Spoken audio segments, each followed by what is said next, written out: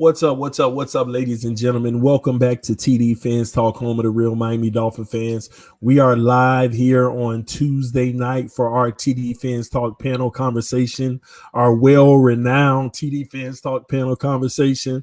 Everybody, I see that quite a few people have been waiting in the background. I'm glad for y'all to be with us. We have the panel that's going to be joining us in just a moment.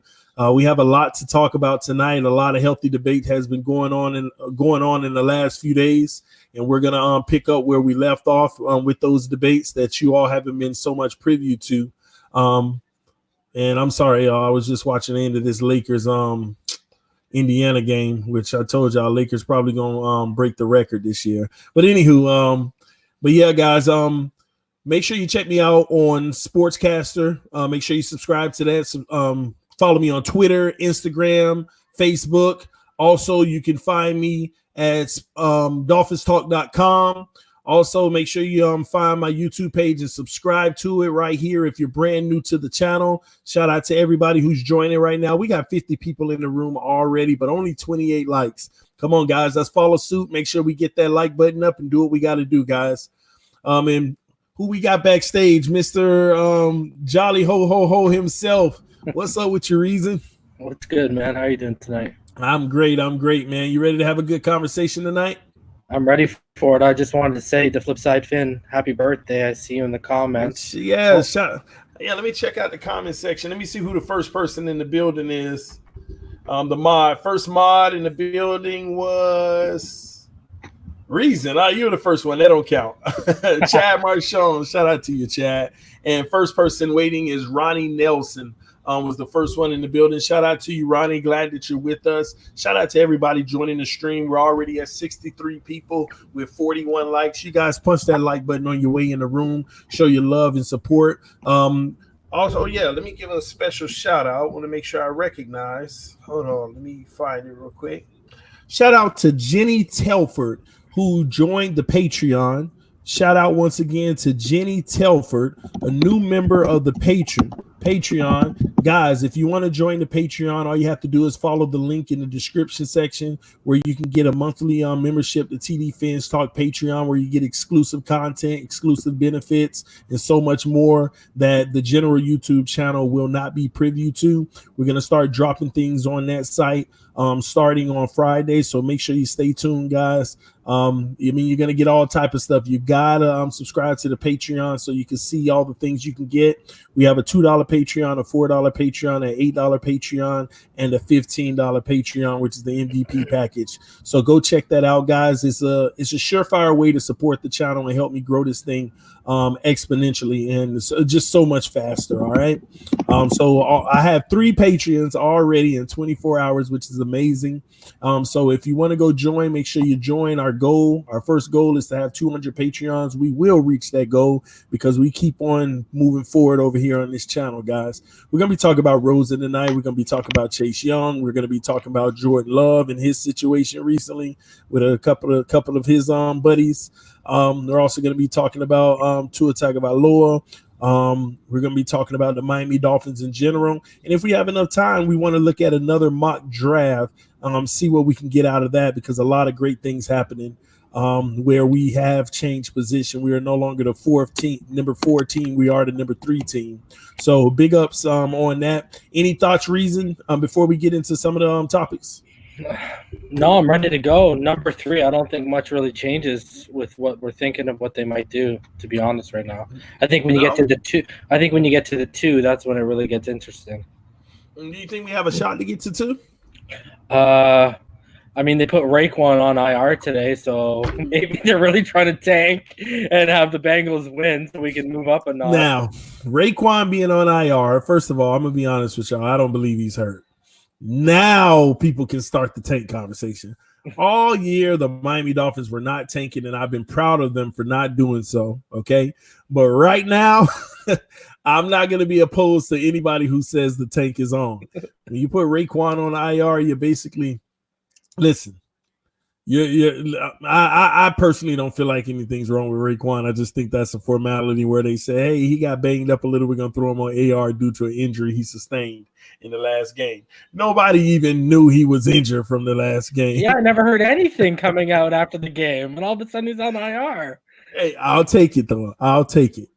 I will take it. At this point, it is what it is. I don't care what they do now. They can do things that ain't good for the game, whatever it is. This is a different scenario, a different story. Now, we fought all year, and we did what we did. Another thing, Fitz is going to play the rest of the season out as well. But one thing I'll tell you about Fitzpatrick is they're doing this man the right way. They're allowing him to earn his incentives by starting him the last 2 games. He's already earned some.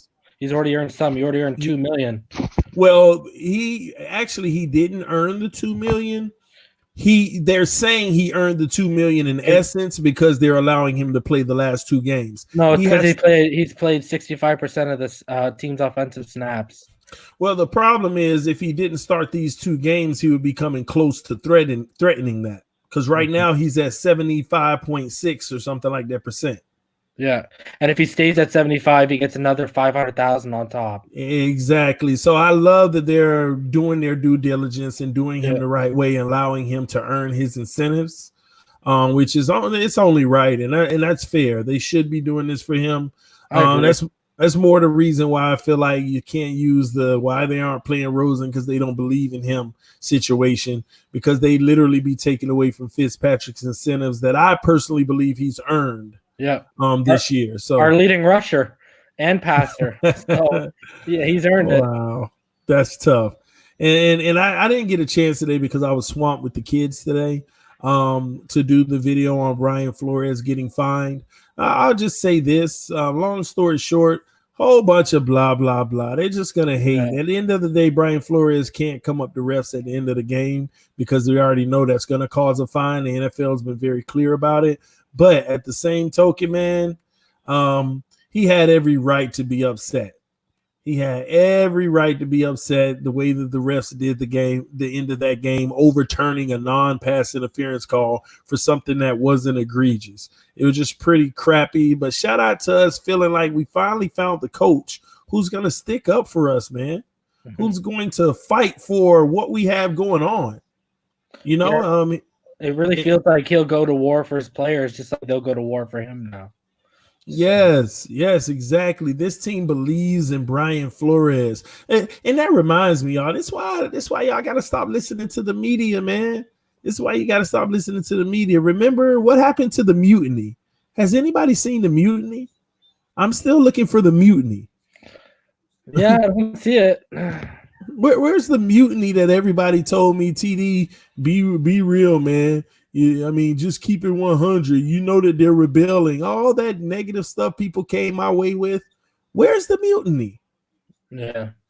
Listen, guys, you got to stop listening to the media that wants to drive their own narrative. Same thing with Chase Young.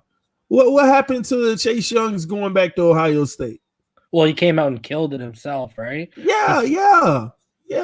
He came out and he kind of backtracked what he said to TMZ. But remember when I said, hey, Chase Young is not going to stay in school, and people like, yeah, but what if he does, man, TD? You just don't want to believe it. Okay, what's up now? Chase Young just came out, put it to bed. So now what? Where's all the Chase Young staying in school hype? That was my point exactly. Stop listening to all this crap, man. Listen, until you get factual data, firsthand quotes that literally identifies the context of a situation as well, that's when you should be making a conclusion. Not because some journalist tells you such thing. That's their job. They have to give you something juicy to sell clicks or papers or whatever they want to sell so that they can make money. TD Phins Talk can make so much more money if I start coming out here with these fake titles. What if I put tomorrow morning, I start a title, Rosen to start next season, breaking news. And then I start the article, here's why I believe Rosen's going to start next season. Hold on, you made it seem like he was going to. Now you're talking about here's why you believe it. That's what they do. They play with your emotions because they know you're fragile. They know what you want, so they play to that. And you got to remember that if they know what you want, you got to be careful about when they give it to you. Double check when they give it to you, man. How are you thinking about that TD get together in Central Florida? We're going to get it done, man. We're going to get it done, Vic. We need to just pick a date, first of all, like maybe sometime, maybe we can even schedule something later in January, give people time or something. But we'll pick a day. I'm going to keep it 100. I want to lose out. Yeah. How do you feel about that, Reason? I was actually going to ask you a hypothetical on that. I want to ask you this. Let's say we lose out, and let's say the Bengals win out. Okay, I'm putting this in your position. Now you got the number 1 pick, and let's say, okay, we're not going to get into everyone. So let's say Tua, they're not considering him at 1. Okay, who would you take, Chase Young or Joe Burrow? If we had the number 1 pick overall, yes. And if you think about it, we got the capital to move back up to number 2. We just got to give up everything. But if we had the number 1 pick, who would I take, Chase Young or Joe Burrow? Yeah. I would go with Joe Burrow. I'm actually surprised. I thought you were going to say Chase Young. But I'd actually agree with that. I would actually agree with that. I would go with Joe Burrow because he just looks like a quarterback. Did you see him at the Heisman ceremony? He just looks like a franchise quarterback. The way he conducts himself. I'm impressed with Joe Burrow this year. I've actually tried my best not to show my me being impressed about him. That's why I make general statements. Just like Tua, he got weapons around him. But I've actually been impressed this season. He's showed good, calm poise, even under pressure. And he delivers. No moment this year has been too big for him. We still have the playoffs to consider, but I like that. And my knock on Rosen is this. The aspect of being a leader of men. But I don't knock him for it because he's a kid still. And you remember back in the offseason, the one thing that I do know that Flores doesn't like or he didn't like, I don't know if that continues. It just depends. We don't know what we have in him now. It's the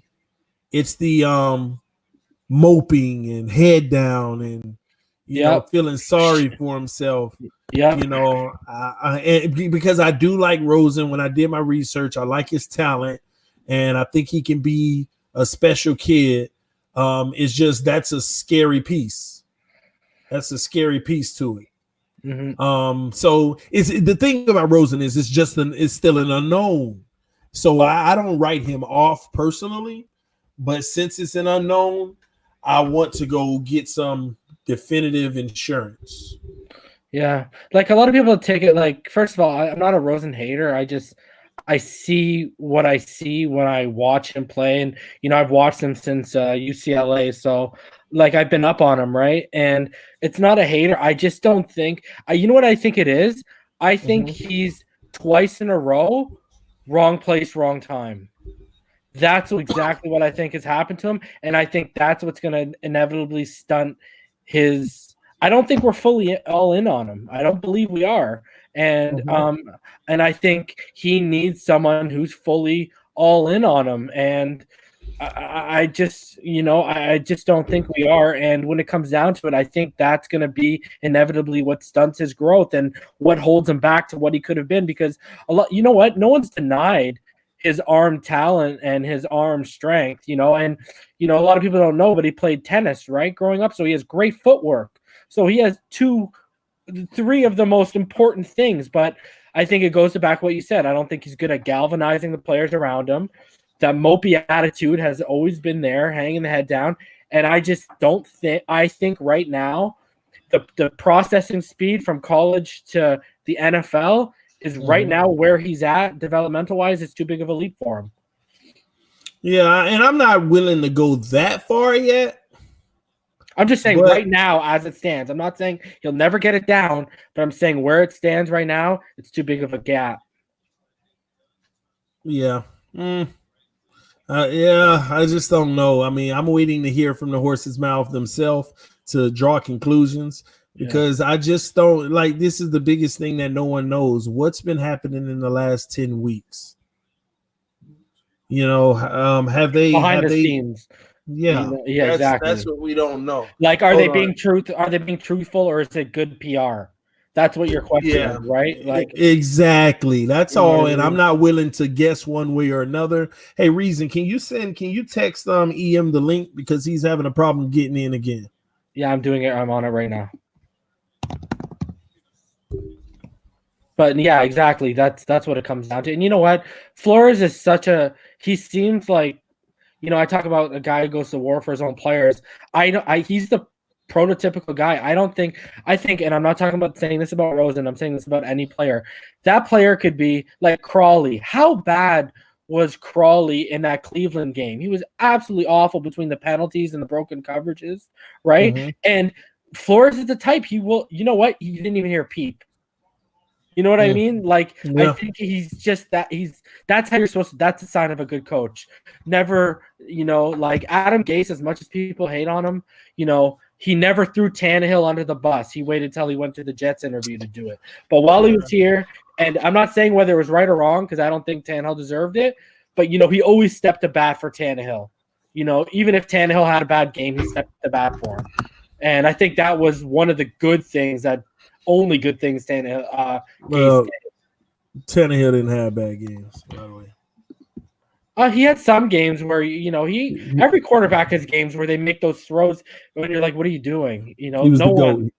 Every day he stepped on the field, he was the GOAT. Brother. We got 13. Man. We got 13 has been in our franchise. You can never say that. Gase is, man, I ain't talking Gase right now, man. Gase is whatever, man. Yeah. Gase did throw Tannehill under the bus at times. And even though it was his fault. And I understand what you're saying. He didn't do it like just openly all the time, but he sent subliminals all the time and knowing just to deflect heat off of himself, man. Oh yeah, I don't like the guy at all. Like, they go out, they get that signing of Le'Veon Bell, who I personally love. I think they don't know how to utilize him, but I think you can do so many things with that guy in any offense because he's one of the few guys who can catch it really well and run it really well, right? And he's really good at yak, and to immediately get him and then it comes out and basically say I don't want the guy. Like, the season hasn't even started, man. Like, what are you doing? You're already putting that kind of energy in your room. Like, how old are you, man? Like, Gase is a certified fraud. I remember defending Gase, man, saying that I think he can be a good coach and he can lead this team to the playoffs. And I was right. He could. He just need everything great around him and everything to go right. And it wouldn't be so much because of him, but that's the true testament of a coach. You know how I always use the scenario with quarterbacks? Show me these young quarterbacks that's doing all this stuff in a tough situation and see if they keep doing it. Same thing with coaches. Show me them in a tough situation like what Flores is in right now, and then let's talk. But that's not the case. You see what I mean? It's not the case. It's he got into a tough situation with all those injuries. And we saw the worst football ever, and I thought that we still could have been productive regardless. Yeah, it's ridiculous, man. Uh-oh. Rondo missed the 3. It's your boy. What happened? Hey, it rimmed out. You can't make them all. What's up, EM? What's going on, man? You tired of running, man? You tired of dodging? I hear you. Nah, man. I'm just my bad, bro. Tuesdays generally is a long day for me. And so I'm just now getting home and getting settled and showering, that kind of thing, and trying to figure out what's going on in the house and all of that. So, but I'm good right now, man. What's going on? How y'all doing? What's up, Reason? What's up, homie? What's up, brother? I'm surprised you be making it on Tuesdays, man. All that work you be doing with Tua. I hear you. All that Tua pampering.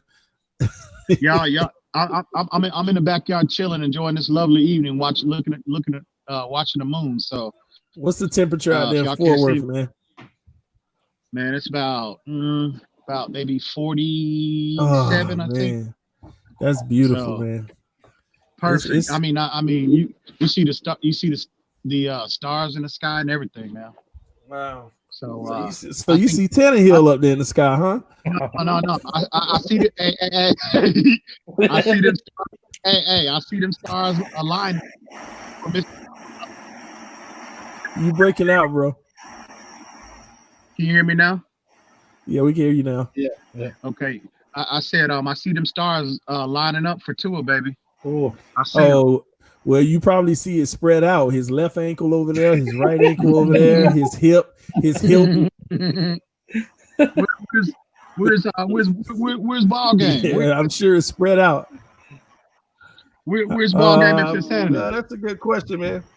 I'm not sure. They haven't checked in yet, man. I'll hit them up in a little bit to see what's going on. It's a ball game. Usually I'm a little delayed because I think he'd be busy on Tuesdays until later. Phins wasn't lying when she said she's taking the week off, huh? Yeah, I know, right? I forgot She got tired of being called the Tannehill hater. Man.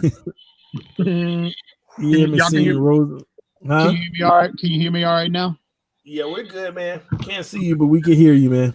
Very good, bro. Very good.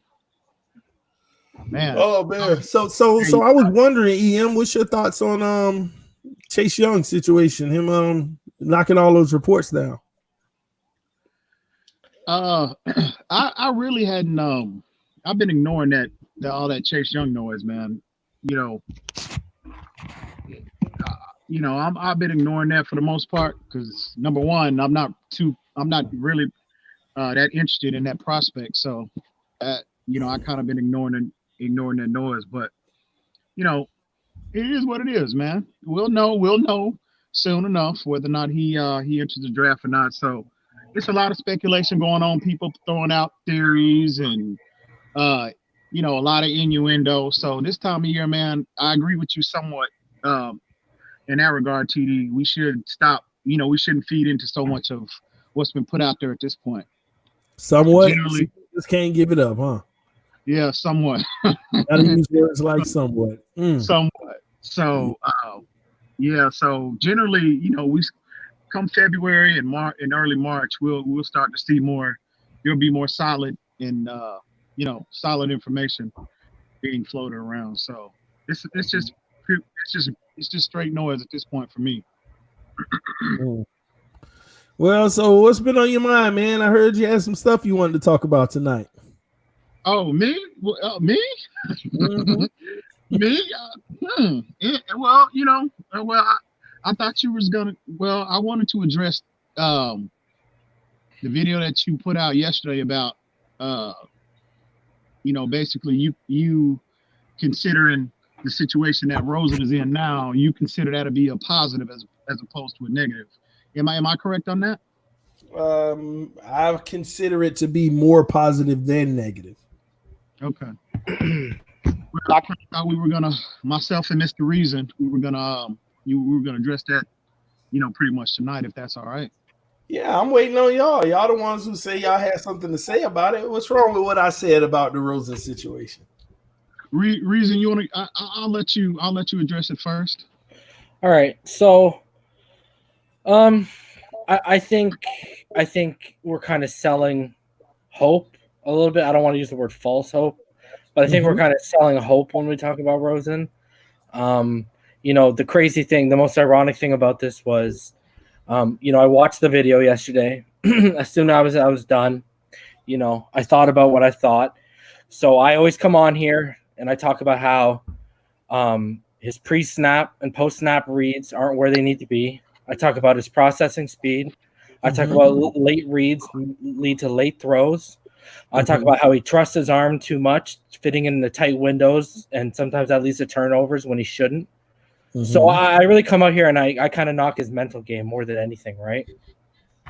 So now all those things you just said is as of the last time he started for the Miami Dolphins, right? Yeah, that's everything. Those things I've seen since UCLA. Okay, but that has nothing to do with what's happened in the last 10 weeks that we don't really know about, other than the coaches saying. So this is where I'm going to go here.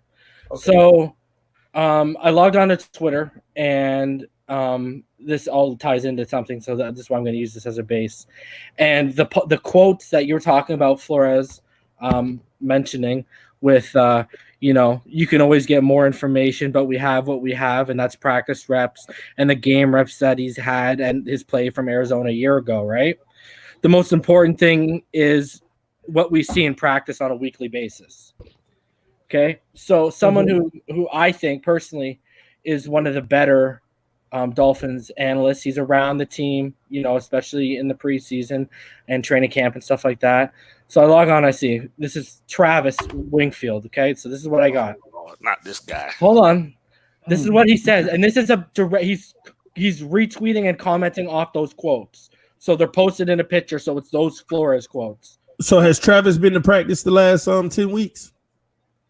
May I say what I'm going to say, and then we can. Okay, go ahead. I was just curious. All right. Been trying to tell y'all for months. Flores was bothered by these questions way back in August because he knew the evaluation was pretty much complete and not in the way he had hoped. They were reluctant to start him, and if you saw training camp, you'd know why. The guy was literally consistently missing on air. Then they did give him regular season reps and demonstrated shortcomings in the non-negotiable areas that make the scheme successful. Cannot do it. This is what I'm talking about. What I say, his line of scrimmage acumen, ability to identify the front, get the protection call made, and ID the coverage, timing, and location just aren't good enough. They weren't in Arizona, and they weren't this year in Miami. So this is what I'm telling you all. You can listen. Okay, here you go. When I was in grade 9 in high school, okay, I played with a kid named Michael Crabtree. Okay, this guy in freaking practice looked like Dan Marino.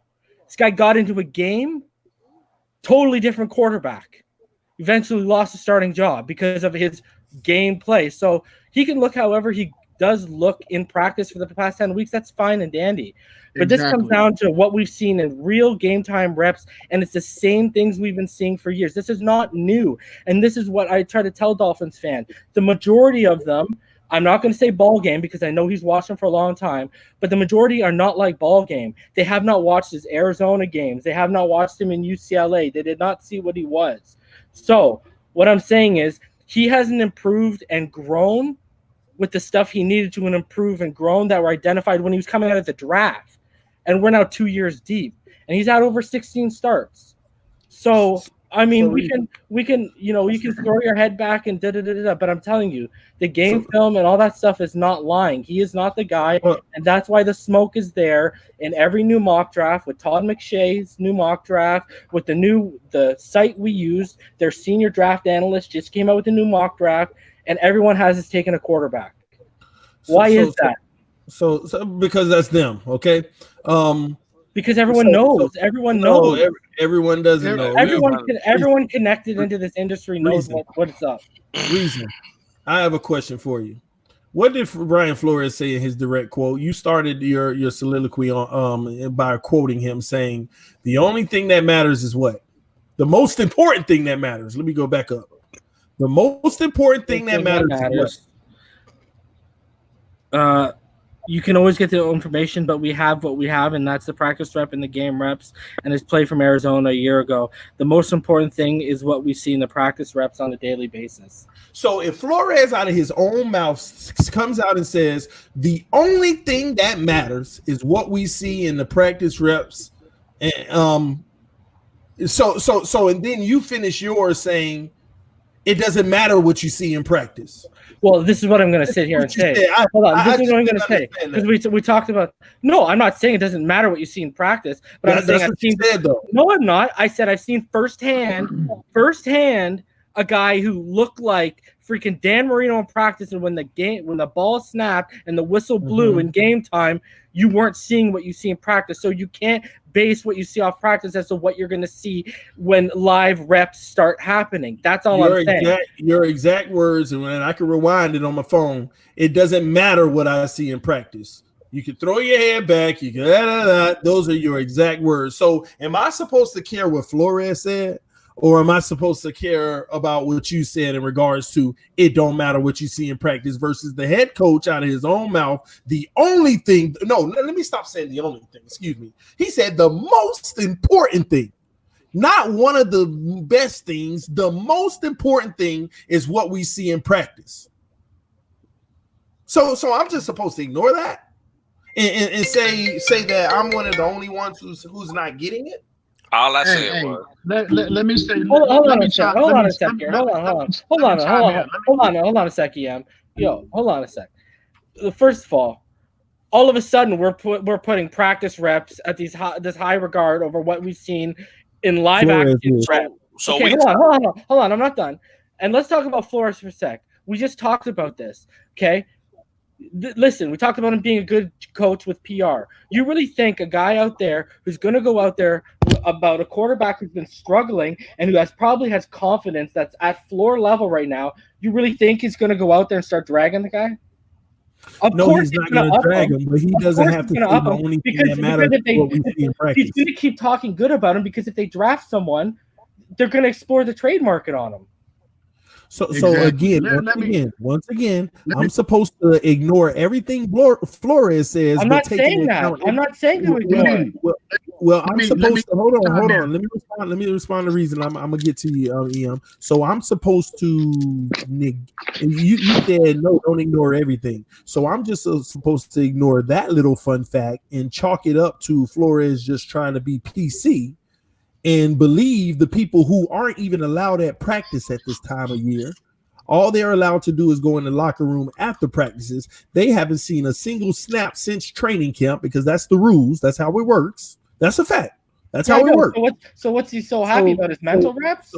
So I'm right? I'm not talking about mental reps. I'm talking about reps that he gets in practice. The reps that they still allow him to get. But how many contact practices do they have a year, and how many has he had since he's been on the bench?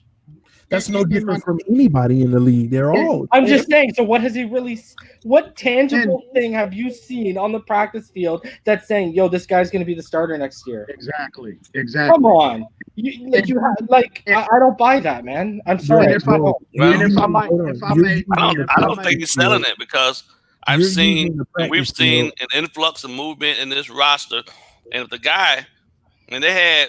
Y'all saying all intentions of not going with him, and he wasn't the guy that he'd have been gone by now. No, that's not true. We could have already moved him. We could have already moved him. No, hold on. So no, that's not true. My thought process is this, right? And I'm at a point now where everything that's being said about this kid doesn't at any point look to the possibilities that the narrative could be completely different that they're writing, which is why give up on him? Why not look at the situation he's been in for the last 5 years that brought him into the league? Two crappy years in the NFL thus far, 3 subpar years of 3 different coordinators at UCLA, right? Because it's truth. All of those things are facts, right? So if there's no continuity for 5 years in a person's life, right? We're looking to compare him completely to guys that have had stable situations and consistency throughout their time frames. And this is the first time that he's ever had this in the last 5 years. Why would I, under any circumstance, knowing to myself that the guy hasn't had a fair shot at any of this, be to walk away from him and believe what someone else who is on the outside, not what the coach is saying, but someone on the outside that's writing the narrative about this, believe. Why am I going to believe them over the coach? You know why? Because the mindset in an NFL, coaches don't think like that, bro. How you figure? Tom Brady said. Bro, can I talk? You gonna let me talk, Bob? You gonna talk over me all night? You started early tonight. You gonna let me talk? Brady said. Are you gonna let me? Roger said. Are you gonna let me talk? Well, go ahead, man. Well, I tell you what. Go ahead. Let me know when you're done. Go ahead. You want the narrative? You like that narrative though, because it supports your guy. I'm not. Hold on. No. Even without Tua, I've said here before, and we've done our mock draft that we don't have to take Tua. So it's not about me trying to spin a narrative. I am telling you what I'm not talking about you. I was talking about your cohort. Oh, okay. Then yeah, okay, we're all good then. and EM, since you're giving the floor up to people to let you know when they finish, I'll go ahead and jump in because this whole notion that what has Rosen done to make you feel like he's the guy, everybody who's all these guys y'all keep on referencing, I want y'all to go back and do y'all research for once. And when I say go back and do your research, go back and look at these same guys' reports the day that we traded for Rosen. From that day forward, they were mixed. They were mixed. Some people loved it. Some people didn't like it. Okay, but you just referenced Travis. And I can tell you, guys like Omar Kelly and Travis, all what's crazy is, you know what? Travis was a living. Travis was high on him. Travis was high on him coming out of UCLA. No, that's wrong. You're wrong, Reason. No. Go read his scouting report. Go read his scouting report. No. He said he had a really high ceiling. I'm talking about ever since he came into camp for the Miami Dolphins. When he came to camp for the Miami Dolphins and this Tua train started, Travis, Omar, all those guys, they went out on a mission, and this guy could do no right in Rosen. They would animate. They jumped ship on him. They animated every mistake. These guys have been on Tua for like longer than just this offseason, though. They jumped ship on him. Listen. They animated all his flaws in practice. He was high on him coming out of UCLA, but then he jumped ship on him now all of a sudden. Because he's what he's seen since he's come out of UCLA. I saw him in 2 games, and I saw a bunch of passes dropped by quarterbacks. Arizona, I saw a bunch of passes dropped by wide receivers. I saw him going out there facing the Dallas defense. That wasn't even his fault. It wasn't even his fault. We were winning that game until King Andre fumbled the ball. He didn't just play here. And like I said earlier, another why Travis is not high on him is because, like I've said, the stuff that came out that he was supposed to work on and develop coming out of college hasn't happened, and an undeniable thing has happened that no one expected. At the college level, he could process the game at a good speed. All of a sudden, at the NFL level, his processing speed's not where it's supposed to be. Reason, if I might chime in right here, you're wrong on that assessment. You are wrong on that assessment. He could read linebacker. He could go. I'm telling you. He can make good over the middle reads. Hang on. I'll print it out. I'll scan it and text it to y'all. The evaluation of Josh Rosen when he came out has been consistent. He has above average arm talent. He throws a above average deep ball, but his problem is reading the intermediate part of the football field. That was he was flawed. He had below average. He was below average. He was graded below average mechanically. And Travis was not high on him when he came out of UCLA. He was negative because I remember when they signed him, when they traded for him, the day they traded for him, he on his podcast he said, well, he disagreed with the move because he did not have a favorable grade on him coming out of UCLA. So you can go back.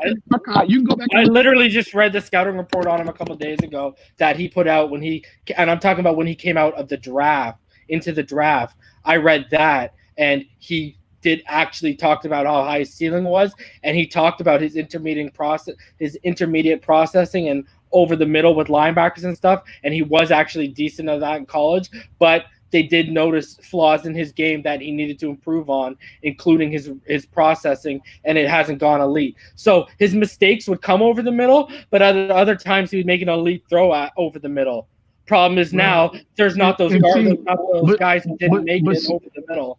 But see, in the NFL, it's not about that's why I was so highly critical of TD when he was sitting up here the day he threw those 2. That's what when I make fun of TD and about his statement about we found our franchise quarterback, and he only after the fact that he only made 2 decent throws. How can you anoint him our franchise quarterback after only making 2 decent throws? It's the consistency. It's not about 2 throws. Sure, he's thrown.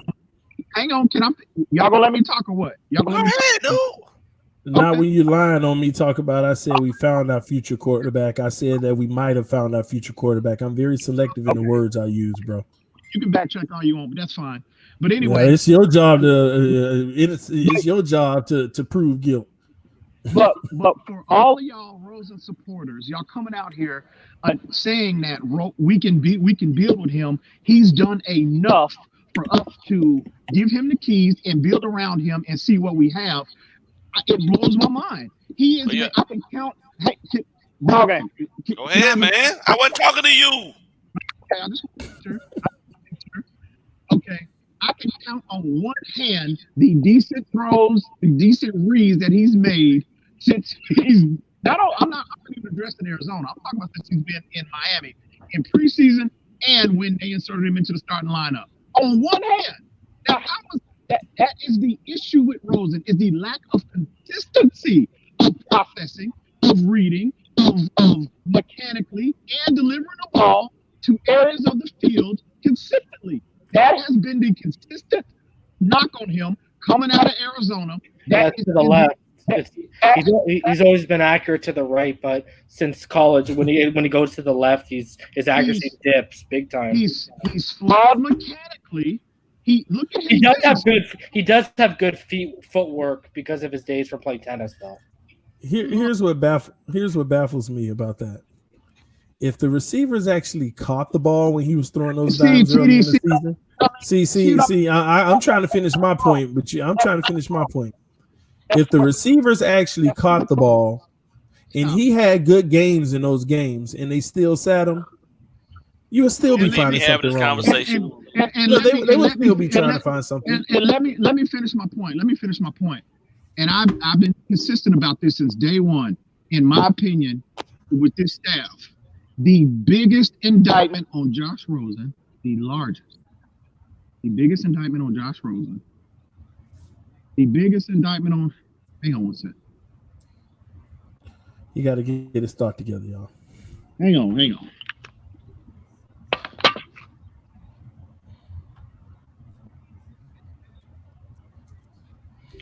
I do think he has a better than an above average arm, and he's always been known that he can rip it, so I don't agree with that assessment.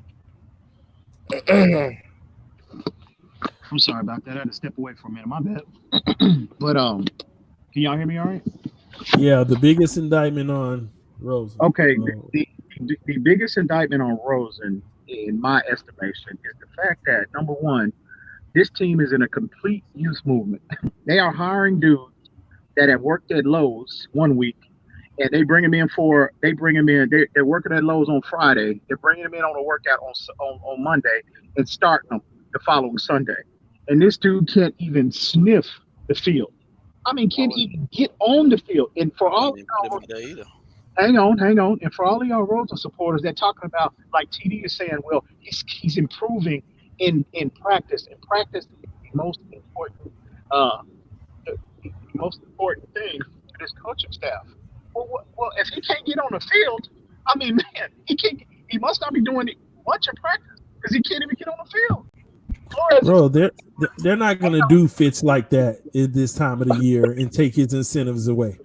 Well, you also didn't mention he's also like another thing with Rosen and in this situation, right? With how our O-line is at the beginning of the year. Since UCLA, he's always been a guy, when the pressure comes, he's not nifty enough in the pocket, and you start getting problems out of him when the pressure starts coming. So we were getting a lot of penetration against us. So again, that's another flaw in his game. How you gonna flaw somebody for Jesus for God not giving them elite speed and talent? I mean, elite speed. It's not about. Dan Marino doesn't have elite speed. Dan Marino has quarterbacks with no speed. Yeah, exactly. But they got old lines around them to protect them.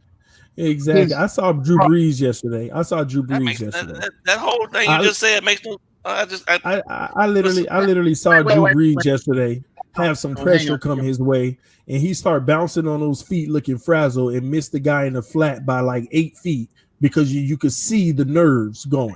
Now, I ain't comparing that. Hold on, he also made that. Hold on, he also made that like 40-yard throw off his back foot. Yeah. That's not what I'm talking about. He was gonna sling that ball no matter what. I'm talking about he saw his guy, he slung that ball whether it was off his back foot or not. I'm talking about mechanics of watching a guy with real pressure coming look nervous. They all do it. Same with Brady. When Brady starts getting hit a few times, he starts looking shook and throwing it to the ground and moving weird. He just Brady's always been known as that. That's all these quarterbacks do this. Well, you know what? We noticed they're protected more often. Remember when we played the Jets? We pointed out. Remember we gave Darnold props because he was standing upwards in that pocket when they were coming at him, because I guess he's trying to knock that ghost thing. So some court like Rodgers will stand up in the pocket, but he's got elusiveness, so he can make things happen, right? So that's Rosen can't. Well, my point, I'm not knocking Rosen for not being athletic. I'm not knocking him for that. No, I don't knock it. It's his mental game. It's his mental game, brother. That's what it is. All I'm saying is that is another issue compounded onto all of the other flaws of his game. So yeah, but Holmes looked like that last year in the AFC Championship game in the first half. And I agree with Reason what he said. He's just not the quarterback for this particular team. He's just not, bro. He's not a fit. I don't think he's a fit socially. I don't think he, I don't think. How you gonna say socially? You don't even know the dude. Can I finish? You don't even know him. Why? Why would I even let you finish that statement? You don't even know him. Look, dude. Look, I'm not gonna sit up here and have you talk over me all night, ball game. You don't know him. I gave you respect. Give me mine. But you sitting here making statements about the dude socially, and you don't even know him socially. What do you know about him? Are we up here not giving our opinions? Is that not what this panel is about? Can I have my opinion, bro? I can give a flip about you supposedly knowing him. I could care less. I'm up here giving my opinion. Well, so please, all due respect. I know. Listen, all due respect. It stinks right now. Okay, well, go ahead. Keep going. Opinion. Keep going. That's your opinion. That's your opinion, old man. But anyway, it is. I'm sticking to it. I agree with the point that Reason made. He's just not a fit for this team on any level at this point. He's just not, bro. And again, to go back to quote Travis, I mean, he was adamant today. I've never heard him that. Did you hear that podcast today, Reason? Yeah. He was like emphatic about Josh Rosen today. I've never heard him that strong in his point that he's trying to make about this player. I mean, it blew me away. And Travis, in a lot of circles, I'm telling you, Travis is plugged in. He's been spot on probably 90% of the issue. That's why I love him. And you watch his film analysis, and he's really good at. He's really good at what he does. I'm telling you. I see a lot of guys, they just talk gibberish and they circle things. This guy pulls out the pen and he'll slow. Like, he's really good at it. Exactly. I'll give him that. I think he's the best in the business. So yeah, that's why I respect him so much. It's because of his film analysis. So, but again, in my opinion, the biggest indictment, he can't even get on the field, bro. And Flores is coming out here saying he's improving week to week. Well, damn, how much improvement is he having? If he was improving that much, and he's adamant about Ryan Fitzpatrick being that gives us the best chance to win. I mean, man, what improvement is he doing? He can't even sniff the field, bro, in a season that it is in a total youth movement at every position on the 53-man roster. Can I answer that, Ian? Can I answer that? You can try to. Go ahead. So he's going to say the bonus. No, I'm curious. If you were in the front office, right, 2 games after Rosen started, and you were an employee working with the team, and the coach Flores walked in the room, and you're on the staff, and there's 12 of y'all around the table, how many ever it is, and he said, listen, here's my thoughts. We've seen enough on Rosen. We feel like he can be our future quarterback, but we need to go ahead and protect him for the rest of the season, and we need to sit him down. Bro. Remember, we talked about respect, right? That's what you're demanding of everybody else, so let's make sure we're transparent. How is that supposed to go? Hold on. Just hit the button on it. Hold on. So first off, before I even finish responding after I had to mute EM, let's make sure we're being transparent, EM. You want to call other people out about cutting you off, but you gave me permission. I asked respectfully for permission to speak. You gave me that permission, but you continue to fight me for that. I don't get it. So let me finish saying what I'm saying, then I'll unmute it, and hopefully we can go back to being civil and giving each other a chance, or let's stop calling each other out for cutting each other off. So here we go. If you're sitting in that office and Brian Flores says to you, whether you agree with it or not, and he says to you, I think he could be our quarterback for the future, but the way that this O-line is going, all we're going to do is ruin our investment. We're not going to see the max out of him. We're not going to see his full potential with the way that this O-line is playing. I've saw enough. I saw some good good skills. I saw him drop some deep balls down in perfectly to receivers that messed that up. All we're doing is giving this kid a bad reputation right now. Let's continue to do what we said we were going to bring him to do, is develop him. We don't need to see anymore. We know what we have. We'll get all of our firsthand knowledge from in practice. We'll allow Fitzpatrick to be that bridge that we always says he was. Let him take this punishment and earn his money, and we'll continue to groom our future quarterback as we move forward. And if we need to, we'll go in the draft and bring in more competition for him as well. So I have no intention to play Rosen anymore. Just got him some live action. And it's not fair for him to go out here under this scrutiny without having the pieces around him that's necessary, like we did Tannehill pretty much. He wouldn't say that, but I'm just saying. Is that far-fetched that could be a possibility? Because you keep on running this narrative. He can't even make it on the field. Like there isn't a possibility of them not wanting him to be on the field, just like they didn't want Mahomes on the field his first year. Don't care who he was backing up. Just like they didn't want Aaron Rodgers on the field. I don't care if it was Brett Favre. If you that guy, you come in and you take over. Just like all these elite quarterbacks, like Tom Brady, all these guys had to sit down behind the guy that was in front of them and learn and become a better player. All I'm saying, and that may not be the case, bro, but all I'm saying is possibility. Exactly. The narrative that you keep on running to people, he can't even make the field. Maybe it's not designed for him to go out there right now. And maybe I'm wrong and he can't make the field. But your problem is you keep ignoring the latter as if it's not even a possibility. That's our argument. You and Reason might be 100% right about everything y'all saying in this situation. The problem that y'all seem to have is the fact that if someone gives y'all an alternative narrative that could be a possibility, we're just wrong. We're not saying that. Didn't say it. Yeah, we're not saying that y'all are wrong. Nope, never said that. We never said you all were wrong. But all we continue to tell y'all is the fact that there could be an alternative possibility. And me and Mr. Ballgame been telling y'all this in a text message all day. Until we hear it from the man himself, Brian D. Flores. I don't even know his middle name. I just put the D because it sounded. Until we hear it from Brian Flores or Chris, Brian Flores or Chris Greer himself. And why can't we believe in an alternative narrative that could be a legitimate possibility? Like what's so wrong with that? That's all we are arguing. Don't lose anything by it. That's all we're arguing here. And it's so unfair for us to say, hey, your scenario could be a possibility, but I think it's this. It's nothing wrong with that. And it's nothing wrong with you saying, hey, your scenario could be a possibility, but I believe in this. But that's not what you're doing. You're saying y'all need to stop with the ridiculousness. Y'all need to give it up because Travis Wingfield and this person and that person said so. You're wrong and we're right. Like, come on, man. That's all we're saying here. You act like it's a possibility. None of us know. That's all I was saying. None of us know. Travis doesn't even know. I don't care how spot on he's been. He may not be on this spot. Unless he got a check getting signed by the Miami Dolphins organization.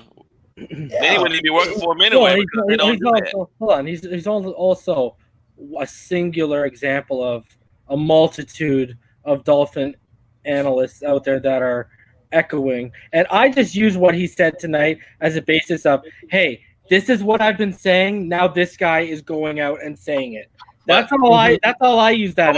My question to you is what we're saying not a possibility?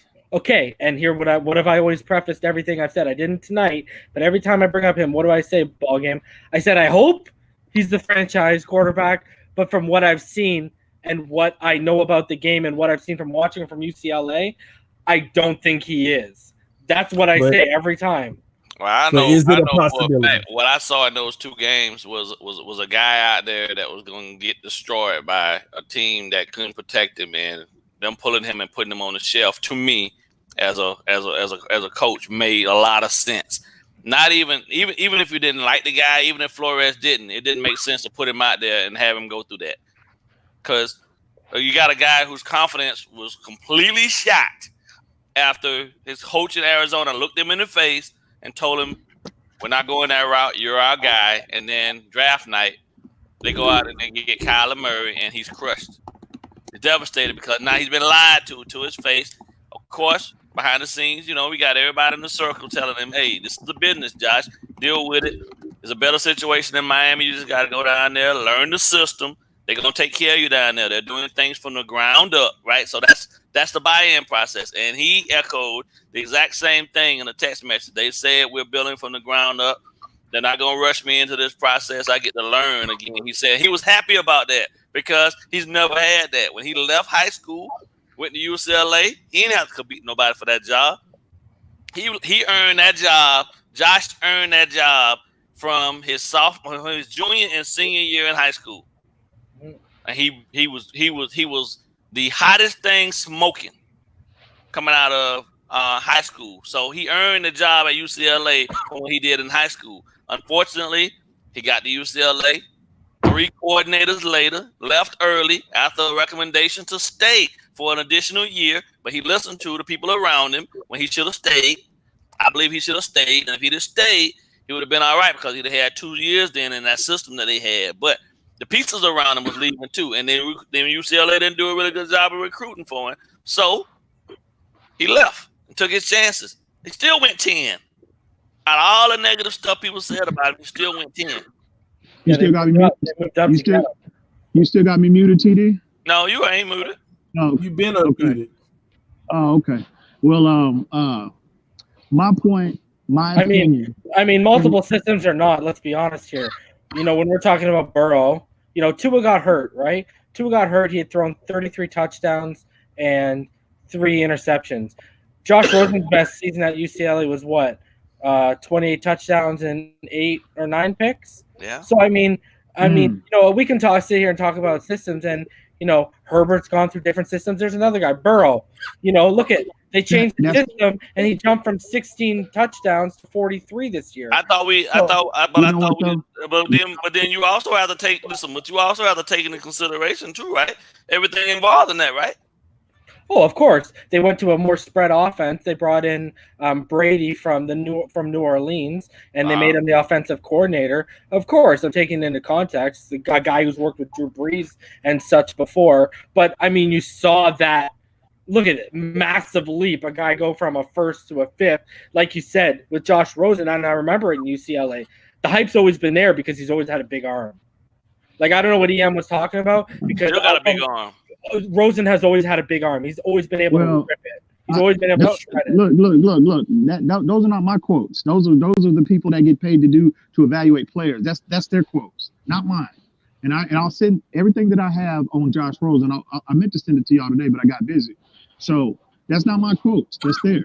But anyway, my point with Josh Rosen is this: like I said, a coaching staff that is so they value the practice field equally as much as the playing field on Sundays. And this guy cannot even to a third. And let's be real. I mean, Fitzpatrick has played. Hang on, can I finish? You gonna let me finish? Now let's be real. Fitzpatrick has played. I mean, I don't agree with him like TD's assessment of Ryan Fitzpatrick's play this year. He was talking about he played great. I don't see that. I don't see great. I see average to it's been a few games where he's been above average. So an average journeyman, 38-year-old quarterback with a tired arm. This kid cannot even sniff the field in a rebuilding year. They are hiring people. They are bringing in players that are working at Lowe's on Friday, working them out on Monday, and starting them on Sunday. And this dude can even sniff the field. And they're asking him directly. Well, they're asking him every single week about Josh Rosen. And what is he saying? The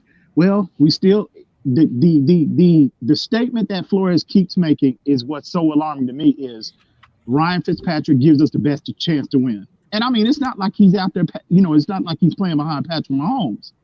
I mean, and y'all keep saying, well, he wants to protect him and save him. I don't want a quarterback that's that fragile mentally to where you have to save him.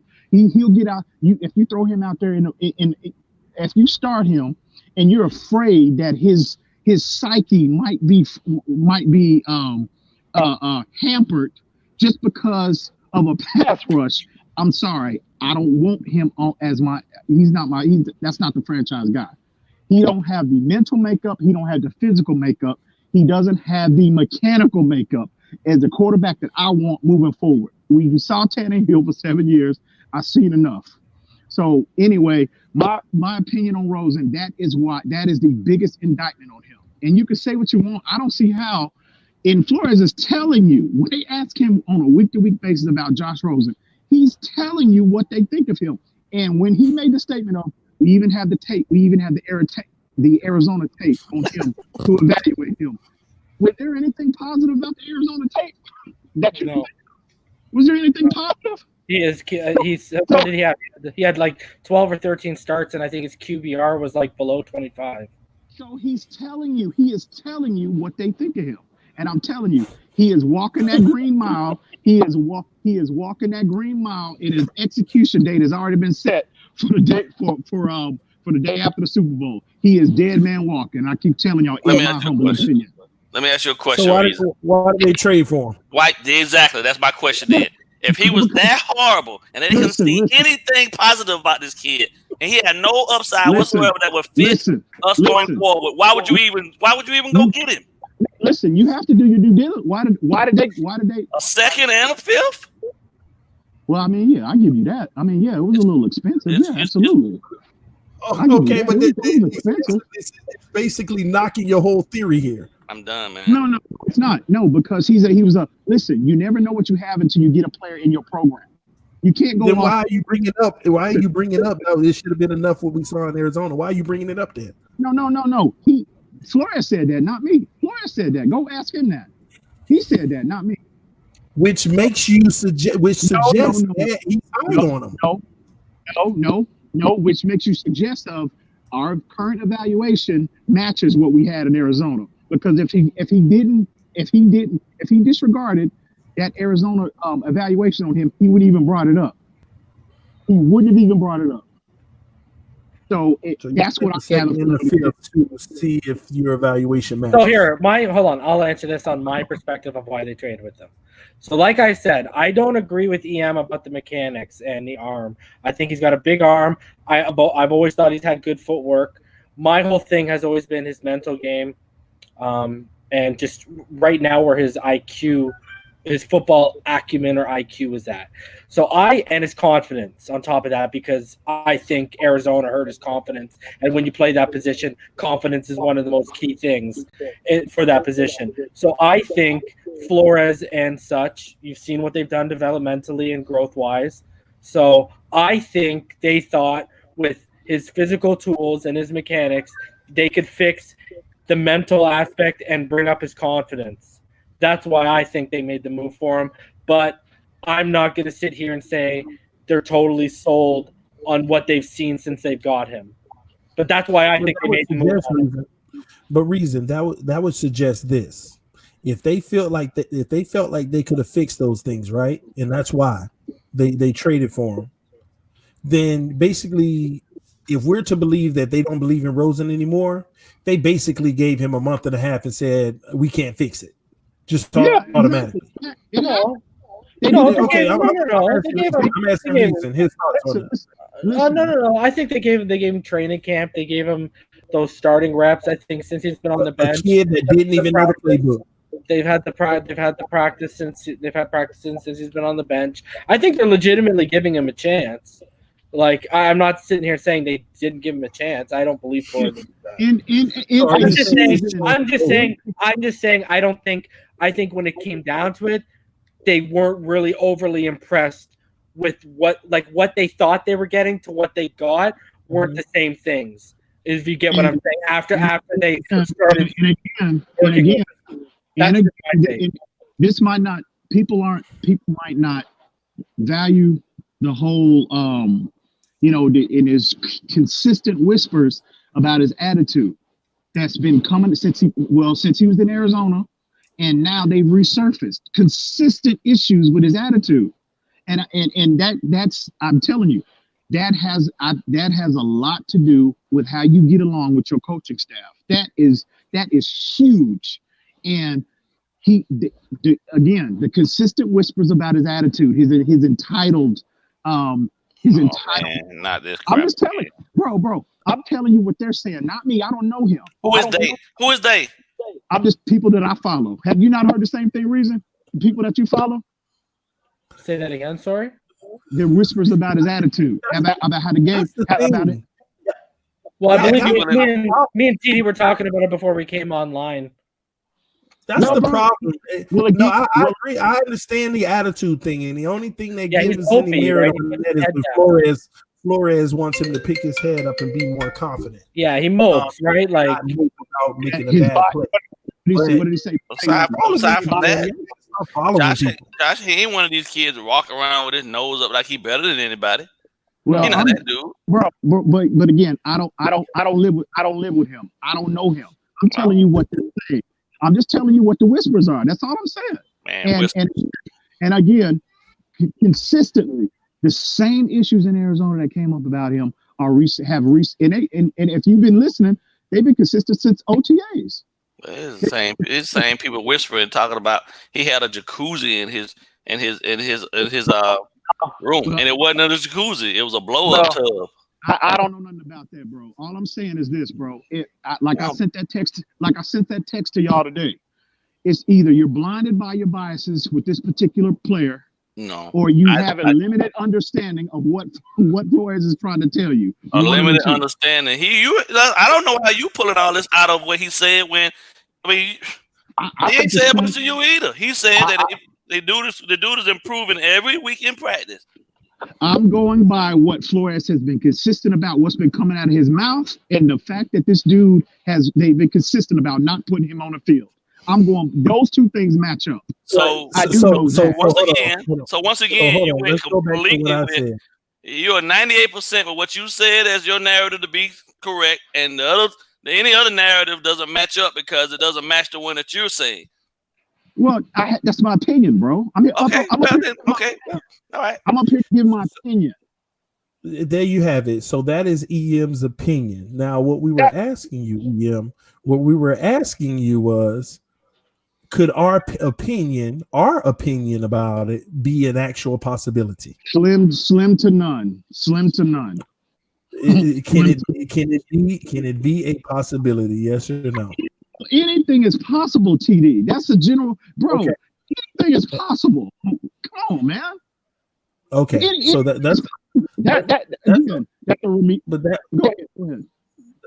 that way we can move on from the topic, because that's all it is. You gave your opinion, we have ours, and what do I always say on this show? Time will tell. Yep. Oh, absolutely. I'm not killing y'all for y'all. I know we joke around in Texas all day and all of that. I know we joke around, but I'm not killing y'all for y'all's opinion. I value your opinion just like Reason's. Reason and I just happen to be more aligned in our vision on this particular player. I'm not killing y'all or anybody for their opinion about Rosa. I'm not. I'm just telling you, for what I gathered, the consistencies in what's been coming, even the off the field whispers, and what Flores has been consistent about, and again, the fact that this dude can't even sniff the field in a rebuilding year. They are shuffling. They are bringing people in off the street and immediately inserting them into the starting lineup. And this kid cannot even sniff the field. And all our players going to injured reserve. All I'm telling you is this: it's too many red flags, bro. Too much smoke. Too much with this with Josh Rosen. I just see him as actually positive flags. Honestly, I don't see him as red flags. I see him as green ones, because I feel like they're sitting him on the shelf, just like they're sitting Raekwon on the shelf right now, and a lot of those other guys. 2 years of NFL experience. But here's the thing about Raekwon. Raekwon, he has an established sample size. He has these players that they're putting on Xavier Howard. They're saving him because we know. He has an established sample size. So let me ask you a question. Hang on, can I finish ball game? Can I finish? Josh Rosen doesn't. That's what I keep telling y'all. He does. He's the quarterback. He's the quarterback. So it's just as important as sitting Xavier Howard. But he's the quarterback. Bro. It's just what as important that weight. But what has he done on the field to justify you? And even how is that going to go over? The players see him daily, just like the coaches do, so they know he can't play. So if your theory is correct about they're saving him, how is that going to go over to the other 52 men on the roster? You saving a dude that can't play? Come on, man. Stop it. You're not saving him. You're developing him. Nobody is sitting here saying that nobody actually has sat here and said that he's NFL quarterback ready 100%. All I'm saying is we cannot sit here and discount that Flores and O'Shea might literally be saying we have to do this the right way if we want him to turn out to be that guy. We have to develop him. I don't see how y'all can get that from what he has been saying and the fact that he cannot even get on the field, bro. I just don't see it. Bro, I just do not see it. Based off of what you're saying right now, if this was the Tannehill era in Miami, then Tannehill would have been shelved too, and you would have been saying this guy can't even make the field. But at least Tannehill's got he's got a track record that you can go off. I'm talking about if Tannehill came in under the same situation. If Tannehill came in 2 years ago and his team gave up on him and he went ahead and started 2 games for Miami and got sacked like crazy, just like he was in his second year in this league, he would have been sitting down too right now behind a Fitzpatrick. I seriously doubt that, bro. But anyway. So you think Tannehill would have been playing over Fitzpatrick with his second year getting sacked all those times? Because we're sitting here counting how many times Rosen got sacked and how he messed up this. I can say this about Flores and his staff, and they've been consistent upon. If you are performing at a high level on the practice field, guess what? You're going to be playing on Sundays. I don't care who you are. Unless you're being developed. What's the better? How can a player, the best way to develop a player is to get his behind on the field, to throw him to the wolves and have him learn. Man, don't throw nobody to the wolves. Not if you're automatically putting him at a disadvantage, an unfair disadvantage. That's what we did for almost 7 years, bro. What disadvantage? Fitzpatrick is at a disadvantage. He's performing. Exactly. That's why he out there getting brutalized, and you out here saying he's not having a great season. That's why he out there. No. I said now. See, there you go with the misquotes. I said he's been average to slightly above average is what I said. He hasn't been terrible, and it's considering been great. I say he's been great given what he's playing around. Okay, well, again, you see the difference in another indictment on Rosen.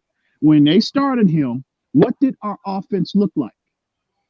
You take him out and you insert Ryan Fitzpatrick into that same scenario with the same players, and look at how much the offense improves. It's the Jerome Baker. It's the same. No, that's a lie. That's a lie, bro. Okay. Okay. Hold on. Who started game one? Who started game one? Fitz. Didn't Fitz start game one? Yes. Who started game two? Fitz. Okay.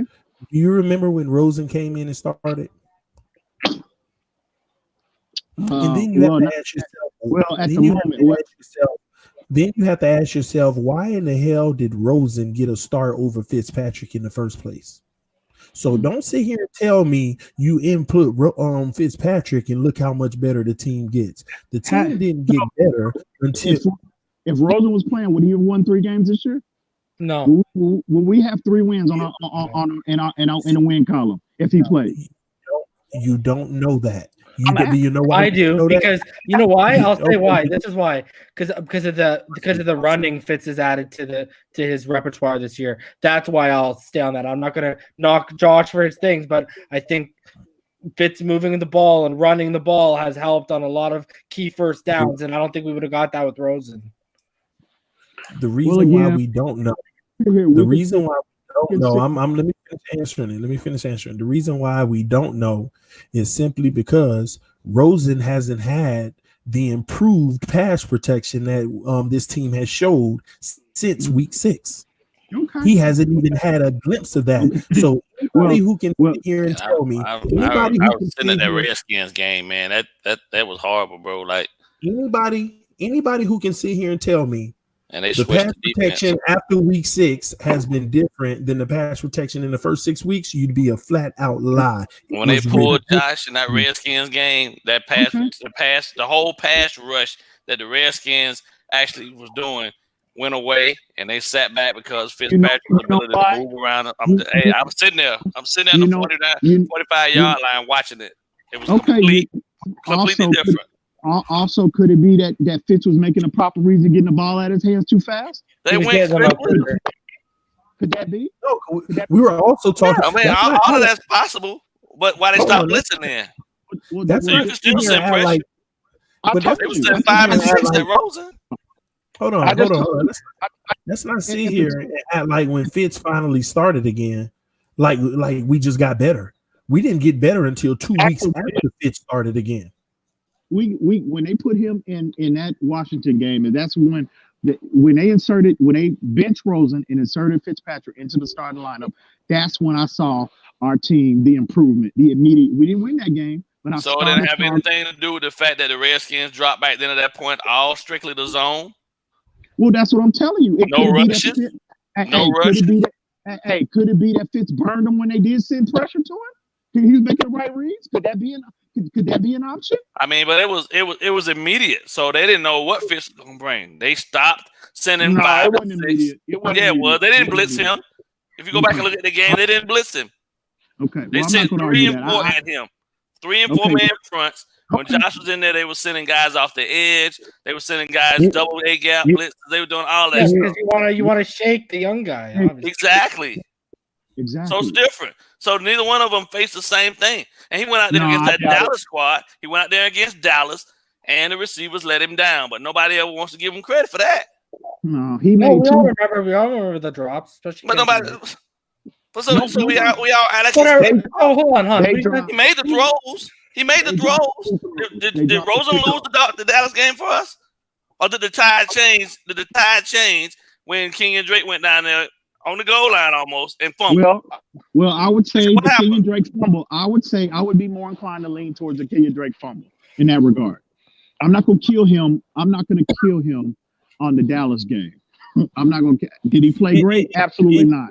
His issues, his deficiencies, they surfaced in that game as well. But I'm not going to put the lion's share of the blame on him for losing it, for the reason we lost that game.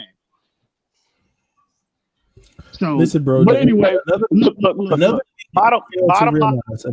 Another thing we fail to realize about the situation was not until 2 games after Fitz got the starting position back did our defense even show up. I mean, people forget that the first 7 weeks our defense was putrid. I mean, just terrible. Well, you got to think about this, TD, as well. Okay, Ken Fitzpatrick, what he brought when he got reinserted into the lineup is ball movement, more consistency, moving the football, which in turn is we have the ball longer, which gives our defense the opportunity to stay off the field as long. They go hand in hand, bro.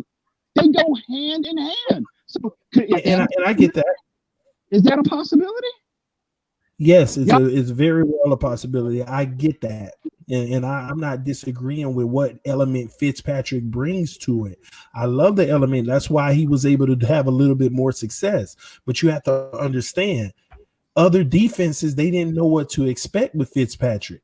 Defenses, they just wanted to come tear Rosen's head off because he was in that mode of learning.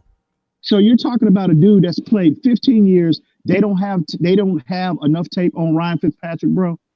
Nobody's but he's never had a full season of a start. Nobody knows what to expect. Bro, stop. Y'all reaching, bro. Y'all reaching. Hold on.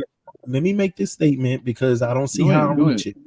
Nobody knows what to expect with Fitzpatrick. That's why his magic always shines bright, because you don't know what to expect. Everything that you say good about Fitzpatrick is like a whoa and a wow. Nobody knows. He can run, or he could just throw it up and hope his guy get the 50-50, in which he does a lot. Look at what Devontae Parker doing now when he throws it up. It ain't like those are dimes wide open or great separation. Devontae Parker's just Devontae Parker's just going up and. But where was that beast thing in the 3 starts that Rosen threw those same dimes to Devontae Parker that he dropped outside in the one wide open pass to the right side? Because I won't forget, I was at that game. I don't know which game it was. He threw it to Devontae Parker. Rosen did and got a touchdown. That was like in the first half, and he threw 2 more in that first half that should have been touchdowns that were literally dropped, one by Preston and one by Devontae. You know something? Y'all really need to stop clinging to that, bro. Y'all really need to stop, man, because you're looking desperate. Bro, these things matter. They matter. But like, hold on, Em. Let me ask you this, bro. For real talk. Let's just take all bias out of the picture, okay? Let's just take it out. You mean to tell me in that game where he threw that touchdown to the right to Devontae Parker, and then in the first half, which game is that? Dallas. Okay, we're still in Dallas. No, it was. Which game? I was in the end zone. I don't remember the exact game. I was there though. Which game are we talking about? Oh man. Hold on. Let me see. Y'all gonna have to excuse me. I'm tired tonight, so I don't have all my faculties you looking for it? Yep. Operating at optimal levels. Okay. So. While he looks for it, let me make my point though. So are you sitting here trying to tell? First of all, in that game, he threw a wide open pass to Devontae Parker. Parker was wide open. As a matter of fact, I was actually mad at Rosen because he floated the ball and Devontae had to wait to get it, but he caught it for the wide open touchdown. I guess it was the safe throw because no defender was in the area, whatever. But what route was it? It was a design route because Devontae Parker started in the slot. He came and he went out like he was running an out route and came right up the sideline, and he ended up wide open. On the right side of the field. Yeah, that was Chargers. Yep, you were exactly right. And let me tell you about that game because it was a close game for a long time at first. Yep. But you mean to tell me are you really sitting here telling me right now it would not have mattered if the first pass he threw to Preston Williams on the left side, where Preston Williams literally, we thought he caught the ball on a live stream. I was celebrating. And then after I stopped celebrating for about 12 seconds, I found out he dropped it for the touchdown. And then again on the same left side, Devontae Parker, not the touchdown one, but he threw a dime to Devontae Parker, which should have been a touchdown pass. Yeah. And he dropped it. So you mean to tell me having 21 points in the first half wouldn't make a difference in the narrative of that game for Josh Rosen? That's all I'm asking. It wouldn't have made no difference for his narrative. Even if everything else would have remained the same, flaws and all. For the narrative, no, because you can count on one hand how many positive plays that he's made that y'all are highlighting now. After all the others, I don't know what his snap count was when he started. How many games did he start? I don't know what his snap count was. Yeah. So with all of his play this year, his QBR total this year is 19.6. That's what I'm saying, bro. He's been okay. There's another one. If those 3 touchdowns alone, in those yards alone, in those 3 games, let me tell you. Remember, Reason, I'm the stats guy, bro. I love numbers. I used to do it for a living. I love numbers. That. I disagree with that. Well, let me tell you. Watch this. Watch this. Reason. What was his QBR for all 3 of his games? All of his play altogether coming in this year, it's 19.6. Do you realize that those 3 touchdowns alone would double that QBR just from that one game? Last year, what did he have last year? 12 or 14 starts. His QBR. Well, I'm not sure. His QBR last year over 10 starts altogether was like 24 point something. Can you tell the people what Tannehill's QBR was with the Miami Dolphins? Watch this. I'd have to go actually look that up. With seven seasons with the Miami Dolphins, this man couldn't get over a 50 QBR. But is that indicative of the player he is? See, when you got a bad team around you, not catching balls, not giving you protection, not allowing you to get it done, you're going to have a bad QBR. Let me bring it up. That is why I say y'all are blinded by your biases, because you're trying to lead any kind of credibility to your narrative about it's all about what you got around you. You're trying. That's what y'all did with the same thing with Tannehill. He's proof. He's proof. Tannehill is proof. And you can keep ignoring it all you want. Well, he basically had basically a 60 in 2014. Who's that? Tannehill at 59.3. 20 when? I'm talking about his 7 seasons with Miami. 2014, yeah. His 7 seasons. The year we went 8-8. The year we went 8-8. In TD, what has Tannehill done? He's played good. He's played well in a few games. Has he won anything? This year, his QBR this year is only 60. Are they in the playoffs? Bro. Are they in the playoffs? Bro. What is he doing? Here's what you're missing. EM. If that man would have started this year, the whole season, they would darn well be in the freaking playoffs. Okay. You don't know that. You don't know that. Oh, but you could sit here and tell me that you know that Rosen wouldn't have won 3 games. That's your problem. You talk about it's my opinion. My opinion. You just got caught, bro. Bro, you just got caught. The big jump in Tannehill this year is his passer rating. That's where the noticeable jump is. His QBR is only 10 points higher than his highest it's ever been this year. It's still a jump, though. It's still a jump. What I'm saying, yeah, but it's not monumental. This is TD. No, look what look what EM does. He sits here and say that I'm making every excuse for Rosen and I'm being biased. I sat there and asked EM. I said would Rosen have won? You said would Rosen have 1 or 3 games? I said we don't know. Well, yeah, you do. But then whenever I say Tannehill would have won, they would have been in the playoffs if he would have started. And you said the Tennessee Titans would be in the playoffs if Tannehill started this season. No question. TD, you troll me all day. I can't troll you, bro. I can't troll you back. That's fine. I can't troll you back. I can't troll you back. Look. I know you're sensitive on that Tannehill issue. Some people believe your buffoonery, so we got to make sure you let them know when you trolling and when you're not. Y'all troll me all day.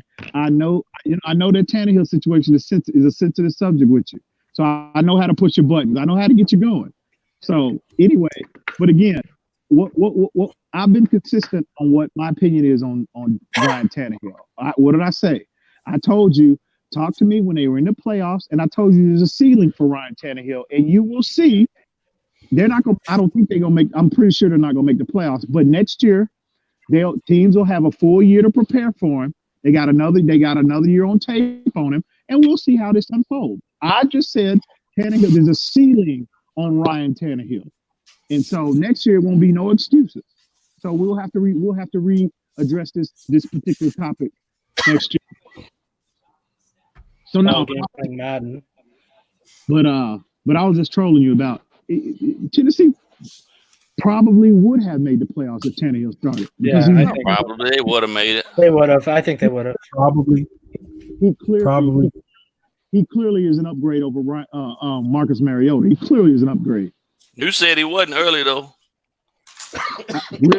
Really, ball game. Yeah, really? about what 7-8 weeks ago. When we said that he was gonna probably wind up replacing them, he was like, "Why that ain't no upgrade." Stop lying, ball game. My God! You know who he reminds me of? You know who he reminds me of? He's like a little bit of a less worse passer than Sanchez. That's what Mariota reminds me of. He's not very good. Haven't been high on him since Oregon, really. The GOAT is in the building. What's up with your ITS Sports? Man, I'll check back in with y'all, man. I gotta. I'm gonna be listening. I gotta knock this game out. All right, well, again, playoffs. Hold on. Let's see. Oh, ITES, can you hear us? Can you hear us, ITES? Pete, Pete's Autos. I don't think we're trading up for Burrow. It'll take way too much capital, and I don't think Cincy's going to want to move out of that spot. No, just sit tight. Two will fall to us. Two will be sitting right there. The target. Bro, can you please stop? Ain't nobody drafting no Tua. I saw a post on Facebook today made me laugh, but it was surreal. It made me laugh to a degree, but it was actually surreal. It said, are we that desperate that we are going to draft a guy with two bad ankles and a hip? Absolutely. Are we that desperate? Yep, we are. Oh my God. We reached a new low, man. We reached a whole new low. Yo. Damn, I can't. What's up? Can you hear us? Can you hear us? You know what's crazy about that, TD, what you just said? Let me hit you with something right now, okay? So, since the decision in 2006, Culpepper, 24 games, 3,911 yards, 14 touchdowns, 20 interceptions. Breeze, 214 games, 64,536 yards, 461 touchdowns, 184 interceptions. The point, you need to take risks once in a while, and we didn't take a risk, and we chose Culpepper over Breeze, and look where our franchise is because of that. We're sitting here talking about Tua Tagovailoa, where if we had Breeze, we probably wouldn't be. Every franchise can say that about a player. Come on, bro. He was ready to board the flight. He was ready to board the plane and come here. Like, he was literally on the tarmac when he found out that they weren't going through it. We've taken risks on players before. We've taken risks on players. A second round and a fifth round pick on Rosen is not a risk. And guess what? You keep taking risks until you find that guy. You keep shooting for the moon until you find that guy. You keep doing it. That's what the draft. That's what the draft is. That's what the draft is. One big crapshoot. You know what? I think Dave Hyde is an idiot for the most part, but he's right where he's like, you know what? We're at a point. Draft a quarterback every year till you hit. You know what I mean? We're at that point. Like, you get it right. Yeah. You get it right. Did you guys know that the Pro Bowl selections came out? Yeah, and Tunsil and Minka both made it, and no Dolphin players made it. Damn, Tunsil made it? Yeah. Oh. Tunsil and Minka made it. Yeah. Let me tell you something. Let me tell you what's sad about that. Tunsil should have made it with us, but you know, he should have made it as a Miami Dolphin last year, and he shouldn't have made it this year with all those penalties. Let me tell you why Tunsil made it this year. Because the trade gave him the national recognition he needed. Yeah. The trade gave him the recognition. He should not have made the Pro Bowl. Well, let me not say he shouldn't have, because I don't know how great all the other left tackles were, but he wasn't as good as he was when he was playing in Miami. And that's a fact. So that's a valid point. That's a valid point, TD. That trade gave him the national recognition, so it caused everybody to say they're two first rounders and a second. He's that good. People didn't even know about the man other than the Bong situation. That's why I was shocked when I said, "Damn, Tunsil made it." I was shocked he made it, because that dude, Well, what's crazy is Devontae's tied in the AFC. He's tied for touchdowns, and he's 8th in receiving yards. And by the sounds of it, he didn't even get close. Recognition, the Miami Dolphin. Yeah. I forget who it was. Which one of you or in the comments, but whoever mentioned it last panel or the panel before is right. There is a media bias against us a little bit. He might get in as an alternate, though. You know, they have that. Yeah, because they choose the alternate, right? They choose the alternate, not fans. Yeah, the players do. So he might. They probably got 5 alternates lined up to go before him because he's a Miami Dolphin. I mean, we're not going to get any consideration like that until we put 10 wins on the board. Yeah. But you know something? I think personally, Xavier Howard warranted another Pro Bowl year other than last year, and he didn't. He never got it until last year. I thought you meant this year. I was gonna say, what? No. I'm talking about like 2 years ago. Year before last. And let me ask you this. And I get Reason's answer because I'm gonna be biased. So if Tannehill would have started for Tennessee this season, would he have been in the Pro Bowl? If he played like how he played right now, yeah. He would. Yeah, no doubt. Yeah. At least 3. At least the third guy. TD, I don't know why you think I hate Tannehill. I never said that about Tannehill. I just because said when you say things just like said 7, I've seen 7 years and that's enough. That's why. That's why I feel like you. You know why? Because we didn't see this version of Tannehill. We never saw that. Why? Okay, why we didn't never you saw see? that. Why No, didn't you see? It was a culmination of things. It was we didn't support. Hang on. We didn't. I've been adamant. I've been consistent about me agreeing with you on this particular issue. We didn't give enough support for him. That's obvious. I do believe that. But so when I say that about Rosen, when I say that about Rosen, you shun it. Like, here you go with that narrative of putting things he needs things. No. The reason why I'm willing to. Tannehill has a body of work, bro. He has a body of work that you can somewhat work with and build upon. Rosen doesn't, and I get he's been in the league 2 years. He's been this is the second coaching staff now. Second coaching staff, in my opinion, that they are cold on him. The second one now. Now, one time, okay, Cliff Kingsbury, the whole Kyler Murray connection, I get that. Okay, I'll let you have that. But to bring him in again and what has transpired since he's been here, that's the second one now. You know what's crazy, too? You know, people can talk. I get it's an air raid, right? But the key is you got to sit in the pocket and you got to get the ball out, right, in an air raid, okay? Because the receivers got to get downfield, right? So here's the thing. Kyler Murray has far better. Now we can agree. Kyler Murray has looked far better and has far better numbers than what Rosen did. Okay, he got to go catching the ball, but he has 41 sacks. So Kyler's running for his life, but he's still making it work. Like they throw the ball 18% more than they did last year in Arizona. Yeah, okay, and what it does is that debunks this narrative that the offensive line was the biggest reason for Rosen being so deficient. Yeah, because all they did was add a mid-level guard in Sweezy. They didn't upgrade the line. The line's the exact same. So the line wasn't changed for the scheme. Like they didn't bring the guys in for the scheme. Bro, how many coordinators did this man have? He's still under the same duress that Kyler Murray is experiencing this year. How many systems did he have to change to? How many coordinators has he had? And how many has Kyler Murray had? How many has Kyler Murray had? Listen, TD, I'm gonna tell you this. And look, we can sit here till we argue, till we blue in the face about this Rosen issue. You are clear on what your opinion is about him, your evaluation on him. That's fine. I totally respect that. We have ours. But I will say this, like you said, we're gonna know soon. I'm telling you, we'll know soon. And in my opinion, he's walking that green mile. Time will tell. His execution date has already been scheduled. So that is dead man walking right there. Time will tell. Even in the green mile, he brought the mouse back to life.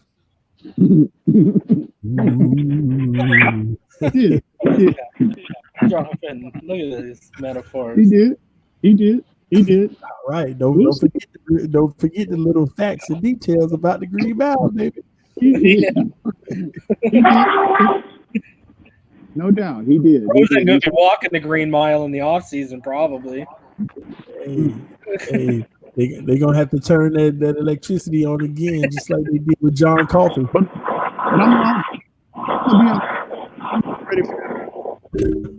I'm so ready for that off season, bro.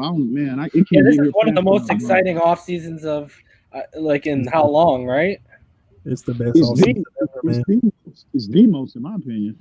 Yeah, it's gonna be the best off season ever. Next year could be good too, though, right? Because we got capital next year too.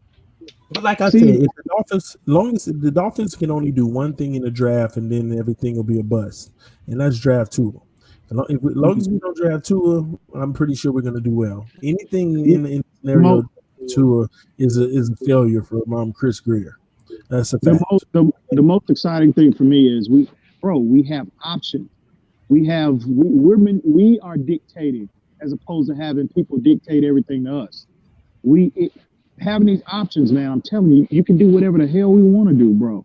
And that, to my memory, that is the most exciting thing about moving into this off season, and to my knowledge, to my memory, I don't think we've ever been in. Well, I know we have never been in a position like this to be able to manipulate things as we see fit.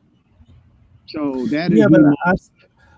But I caution people though. I caution y'all know we had this conversation all the time. I caution people. Now, I ain't talking about Tua. I'm talking about I caution people because people keep writing this narrative that Chris Greer should be easy for him. He got so much, but it's harder. When you have all these assets, it gets harder, man. It's so hard now but you know what, TD? What gives me courage, what gives me faith, if you will, is the fact that look at the people that they brought in. That is what I am most that they surrounded him with. Yes, exactly. In the front office. Look at the people that they brought in, bro. If it was just Chris Greer by himself, I get it. I understand. I'm not gonna say I would be worried, but I can understand people being worried. But look at the infrastructure that they have assembled in our front office. The proven football people with proven track records, established people that are ingrained in the NFL's DNA as far as acquiring talent. They have. I'm telling you, that is what causes me to kind of push back on the concern level. Now he's going again.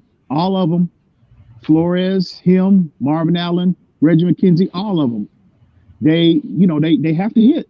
They have to hit on at least half of them. If you're hitting 500 with in this draft and next year's draft, you are doing outstanding. But in my opinion, they just got to get that one guy right, and that's Tua, baby. And that's Tua. Get Tua, everything else will fall in line. If we hit half of 50% of the picks on this draft, we should be playoff contenders. Oh yeah, absolutely. That's seven additional players. Well, if all three are in the first round, especially. Absolutely. Man. Absolutely. TD, why you mute me? Who did I mute? I don't know who. I test. Can you hear us, man? Yeah, I could hear y'all. I just ain't want to be rude. You know what I'm saying? What's up to y'all boys? I test. What's good? What's good, homie? We ain't seen you in 13 years, man. Where you been? Yeah. Nah, man. You know, life keep moving, man. I can't stop for the Dolphins. So, I hear you. You know what I'm saying? But nice to see y'all. I listen to the show, so don't think, you know what I'm saying, I ain't been around. I've been paying attention though. But what's up, Reason? What's up, EM? What's up, Ball Game? What's up, TD? What's up? We're good, man. What's good? Chilling, man. So, what's the main topic? Rosen, or y'all gonna get into the draft? Yeah, why don't you give us before we get into the draft, because we're about to shift there. Why don't you give us your brief take on where Rosen stands right now? I mean, I kind of heard what y'all was saying, but my opinion been on Rosen from the beginning. When they traded for him, cause I remember when we were trying to draft him, the year that him, Darnold, and Allen came out. Around that time, I remember, watching his interaction with Aaron Rodgers, and they had the little Monday, the quarterback thing with Steve Mariucci. I was high on him. I was like, one, he looked like Aaron Rodgers, so I was already and then I heard he was really intelligent. So at that time, I was very high on him. But when he got to the Cardinals, obviously he didn't have the requisite weapons and the requisite people around him to make it work. But I have to say, the indictment on him is the same thing Kyler Murray has. He's making it work over there. And if he was really that guy over here, and I heard your point about protecting, I feel that. But at the same time, I don't need no quarterback that need protection. Especially after we've been through this drought of quarterbacks all this time. And to kind of to make it really straight to the point. I'm watching Todd McShay today, and he's doing his draft 1.0. I know y'all about to get into Tua or whatever. Yeah, I saw that. But here's my thing: you want Tua, right? All right. When he was going through the list, and he was talking about each draft pick that each team might potentially get, everybody's draft pick was running around. Your draft pick was getting picked up off the field. Now you want to draft a guy that his last highlight that I see of him is him getting picked up off the field. Like, this is the guy that you want to bring into an organization that has been quarterback starved all this time. You want to bring in another project. Like, don't make this thing hard, yo. Get you people that could play day one. You don't want somebody who you're fearing. Like, his whole career, that one hit could be it. And trust me, he got ran down by a D lineman in college. What do you think they're going to do to him in the NFL, man? Especially, they've been hearing his name for 2-3 years, and dog, they can't wait to get their hands on him, dog. Like, y'all playing with Tua's life here. It ain't a game, dog. Okay, so here's my thing. As a passer, so if Tua was 100% healthy, he's the most talented quarterback in this draft. You talking about hypothetical. We talking about right now. Second of all, hold on. Orthopedic surgeons, including the one that did him, has already come out and said the chances of that same injury happening again are the exact same as it was before. Now, let's take that injury into context with you taking D lineman caught up to him. D lineman caught up to him because he was only 3 weeks out of ankle surgery. If he was literally limping when he was healthy after when they were pulling him. So on the field. He was limping after the LSU game. He was limping after the LSU game. So hold on. Was he on the field? Hold on. I'm gonna address that. I'm gonna address that right now. I'm addressing that right now. I'm addressing that right now. Stop asking the same question. Stop asking the same question. When you answer the question, then I'll stop asking. I'm about to address it. On the field? Can I address it instead of you asking it over and over again? Here we go. He was on the field because he's a competitor and he's a leader. Now, he should have been pulled before that injury, but he went to Saban and said, I want to stay on field. I've covered this before. That's where Saban has to be a coach. That's where Saban has to be adult and says, you're 3 weeks out of surgery. We're up by 4 touchdowns. There's no need for you to play right now. You're not going back in. Mac Jones, you're going in. So that's as much Saban as it is Tua. Tua wants to be out there because he's a competitor. Any competitor at any high level wants to be out there. That's in your DNA. Reason he could be in the NFL coming off of the same ankle injury with the same amount of time healing. If he's on the field, it ain't.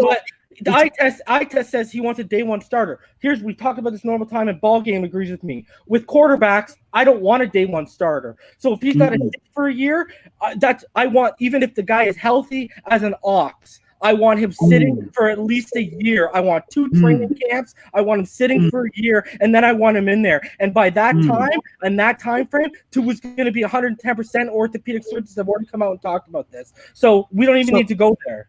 So hold on, Reason. Is it fair? Is it fair for me? Say that Tua wasn't hurt. He went into the draft and the Miami Dolphins selected him. Still sitting a year. Exactly. Okay, we're sitting him a year, right? So is it fair for me to say when we sit him a year that this guy ain't the answer? He can't even make the field. I didn't say that. You asked that to EM. I know EM said it, but I'm asking you because he over there co-signing. So I'm just trying to get an answer. Hold on. The Rosen situation.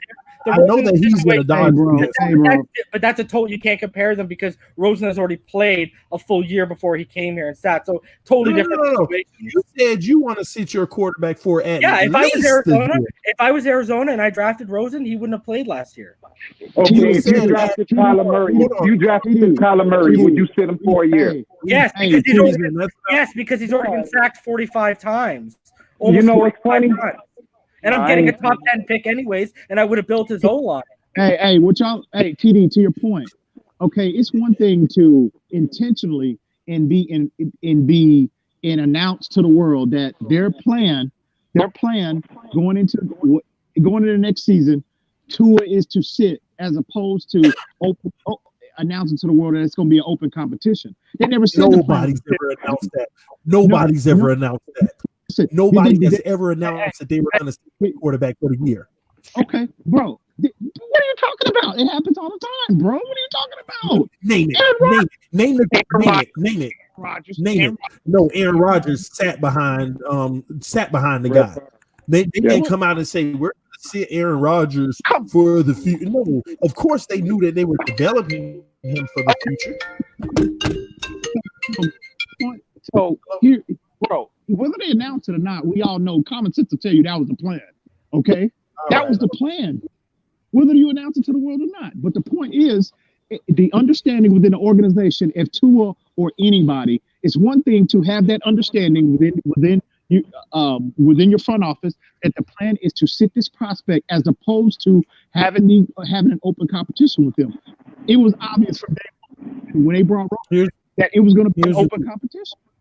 You ragging on them for sitting Josh Rosen, right? Because Josh Rosen, in your opinion, if they sit in him, that means he's not ready. But you want to bring in the. No. The reason why he's sitting is because he's not performing on the practice field consistent enough to warrant them to insert him into the starting lineup. They're not sitting him to sit him to prepare him and continue to develop him. They are. Flores has been adamant about that. He's not performing at the level we want him to be. If he would, he would be playing. He's not. How many games has he played as a Miami Dolphin? 3. 3 games, right? I'm just asking. 3, right? Yes. Is that enough games to get a fair evaluation on Josh Rosen or any prospect? Well, according to Brian Flores, it is. Because he said all right, forget Brian Flores. Brian Flores also mentioned the Arizona tape too. I'm talking to this man. Hey, I'm asking you, is 3 games enough of a sample size for you to say this person has it or he doesn't? According to Brian Flores, I'm asking you, forget Brian Flores. I'm asking you. You are the coach. You're the evaluator. You're the person pulling the trigger. Is 3 games enough of a sample size for you to make a fair evaluation on any player in the NFL or any type of game? Is that enough games? Listen, they've got the Arizona tape. They highlighted his areas that he was deficient in. They got him in OTAs. They got him in minicamp. They got him in training camp, and they started him. So they highlighted. They knew the areas he was deficient in Arizona, brought him into their program, and the same issues that plagued him in Arizona are resurfacing in UCLA and UCLA. So yeah, in this particular instance, absolutely, that's more than enough sample size. And Brian Flores has been consistent about their evaluation on him since day one. Y'all are just not listening. You're just not listening. Let me ask a question real fast. Ask a question real quick. And let's just be fair here, okay? Oh, be fair, fool. Let's just say, if Josh Rosen, and I ain't talking about being an elite quarterback. I'm just saying in general. If Josh Rosen had the best offensive line in the NFL in with the Cardinals, and he had the best O-line in the NFL with the Dolphins, would his play look any different? The best TD. See, that's what frustrates me. Look at the goalpost. You can never answer the question, because once you answer it, I'm gonna give you my thoughts. I'm gonna tell you where I'm going with this. I just want an answer. Ask that again. What's everything that's got to be in place for this scenario? Basically, just put it like this: he gets sacked 50% less sacks last year and 50% less sacks this year. His game will marginally better. His game will marginally improve, but not to the point where I'm ready to hand. He will not be improved to the level of handing him the keys and anointing him as a franchise quarterback. No, absolutely not. Because I'm telling you, in this particular offense, what they based on the requirements that they put on that player playing that position, he doesn't have it. It's a reason why different players do not perform well in certain systems. Period. That's not a knock on Josh. That's just how the game goes. It's certain quarterbacks, they do not perform well in certain systems, and he's just not a fit, bro. He's just not. Bro. What after you feel 3 games. What you feel to realize about the NFL, even a marginal improvement, even a slight improvement makes the difference in this game. That's what you feel to realize. Even a slight improvement makes a difference in the game of football. That's what you fail to realize. But is it enough? Is it enough to where is it enough to where he performs at a level? The only point I was trying to make is the simple fact that when you're evaluating someone, you will never have a fair evaluation unless you put the necessary pieces around them. Make sure, because it's simple, bro. This is anything in life. It ain't even got to be football. If you don't have everything necessary around a factor, hold on. We went over this though earlier. He has had that scenario. Although he went through multiple offensive coordinators at UCLA, he had a good offensive line. He had weapons, and he never threw for 30 touchdowns. Tua gets hurt how many games into the season, and he's sitting at 33, and he didn't even finish the season. One coordinator. You just said it, and you're bypassing it like it means nothing. Different coordinators matter. Okay, there we go. Joe Burrow. Joe Burrow threw 16 touchdowns last year, got a new coordinator, went up to 43. And went to 43. Okay, Joe Burrow. I just told you. I just gave you an example. Then you go to Miami. You switch coordinators at Miami. Okay, are you listening? Instead of talking, listen to me. Joe Burrow threw 16. Joe Burrow threw 16 touchdowns last year. Got a new coordinator and jumped to 43. And jumped to 43. And jumped to 43. So what is that? That's a 27 touchdown better. You talking about people who have small sample size. Joe Burrow just popped up. He just popped up. You got a new coordinator. This game totally improved. Josh Rosen's got all these new coordinators. Came from Ohio State. Hey, listen. Ohio State. Hey, I test. Let me say this.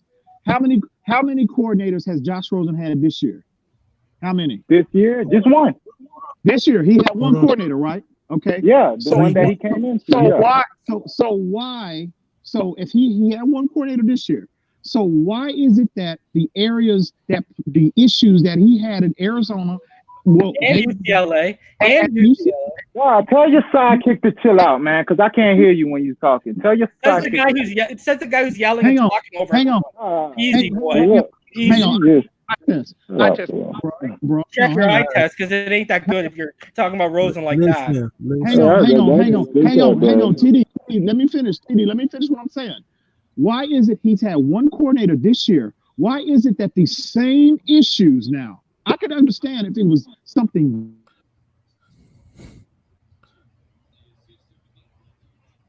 I think he broke out. I think he broke out. I don't know what happened with his audio, but listen, Reason. Here's my thoughts. Here's my thoughts. He was basically saying, if he's had one coordinator this year, why is he having the same issues that he had in Arizona and UCLA? Explain that. My God! Hold on. Let me say this. First off, I can't answer EM's question, and here's why. We've already been through that debate because we fundamentally have a difference on what the issue is.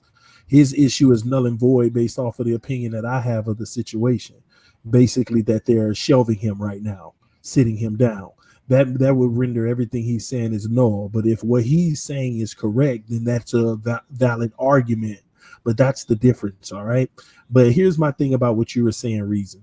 With Joe Burrow throwing 16 touchdowns, getting a new offensive coordinator, and now he's throwing 40-something. That is the most irrelevant thing ever. You know why? Why do you get a new coordinator in the first place? Because the last one was trash. And Rosen had 3 trash coordinators. And Joe Burrow had a trash coordinator to be throwing 16 touchdowns. Well, he got a new one. His coordinators got jobs. They didn't get fired. He got a new. Okay, well, hold on. If he threw 16 touchdowns, then something must be wrong with the freaking coordinator. And if he took a new job, I'm pretty sure it was a demotion. I'm talking about UCLA. Yeah, but regardless, I'm pretty sure it was a demotion. Because if Joe Burrow throwing 16 touchdowns, I mean, why is he out there taking a promotion? I'm sure that new job he took was a demotion. So him throwing 40-something touchdowns, that's indicative of, hey, he found a system that works for Joe Burrow, and he's a good coordinator. And so for Rosen to have 3 coordinators, unless you want to come with the argument of Rosen is the reason they got fired, but come on, now we're reaching. This So that's man what I'm had saying. three Some of those coordinators. coordinators in UCLA, I didn't say the Burrow one. I said some of those coordinators in UCLA took new jobs. But Burrow has improved as a passer too. You've seen, if you watched Burrow last year and you watched him this year, you've seen his growth in his game. That's the whole argument that EM is making. You haven't seen the growth and development. You haven't seen Rosen got better at pre-snap and post-snap reads, hasn't improved at reading coverages, especially when they're disguised, still makes late reads, and which leads to late throws, still tries to fit him in tight windows where he has no business. So it's not what he's saying is they haven't improved. So yeah, he's got all these coordinators, but you got the same problems popping up with every single coordinator. Do you see where your argument is coming? You're saying that Joe Burrow, but he also made the improvements. Let's put this into context. First of all, he got a better offensive coordinator, obviously, because if you're throwing 16 touchdowns, if you're throwing 16 touchdowns and then you go to 40 something, it's not just because of your improvement. That has something to do with the offensive coordinator as well. In my opinion, quarterback coach, there are other attributables to that. Okay, but Rosen on the other end, they never found the right coordinator for him. First of all, that's number one. Personnel. And number two, when he came to Miami, so Joe Burrow gets a 16 touchdown year. That's like counting Josh Rosen's year in Arizona. Oh, but Joe Burrow improved to 40 something in the next year. We only got 3 games in which his not true at all, because Joe Burrow still, when you break down his numbers, was still second in the nation in big time throws. So he's still throwing the ball downfield. Like I said, Rosen doesn't do that. Because sometimes he's in the NFL. You talking about a college player against an NFL quarterback. All right, let me ask you: is Joe Burrow better than Josh Rosen as an NFL quarterback? Joe Burrow is going to be a better NFL quarterback. No. I just asked you: is he better right now? Is he a better NFL quarterback than Josh Rosen? Josh Rosen's going to be day one starter next year, and Joe Burrow will be a day one starter next year, and Josh Rosen won't be. So there you go. Is he a better NFL quarterback than Josh Rosen right now? I can't answer that. It's not in the NFL. Why you can't answer that? You're saying that it's not in the NFL. No, you just said Joe Burrow through 40. I was talking about Josh Rosen, an NFL quarterback. You brought up a college quarterback that threw 40 touchdowns, and all I was talking about was the different coordinators that he went through every year since his senior year. Yeah, but the context was because he changed coordinator. You brought up a college quarterback. And my question to you right now is that college quarterback that you brought up as a comparison to my NFL quarterback, is he better? So who would I take to start my team tomorrow? Joe Burrow or Josh Rosen? Now you're going to change the question. Is that quarterback, Joe Burrow, that's in college right now, who threw your 40 touchdowns that you just raved about, is he a better quarterback than the quarterback that's on the Miami Dolphins right now sitting on the bench? Is he a better quarterback than Rosen? Yes. That's what you're saying, right? He's a better quarterback than Josh Rosen, yes. Now I know you're an idiot, because there's no way that an NFL quarterback will lose his job. There's no way. These people just be talking. There's no way that a college player.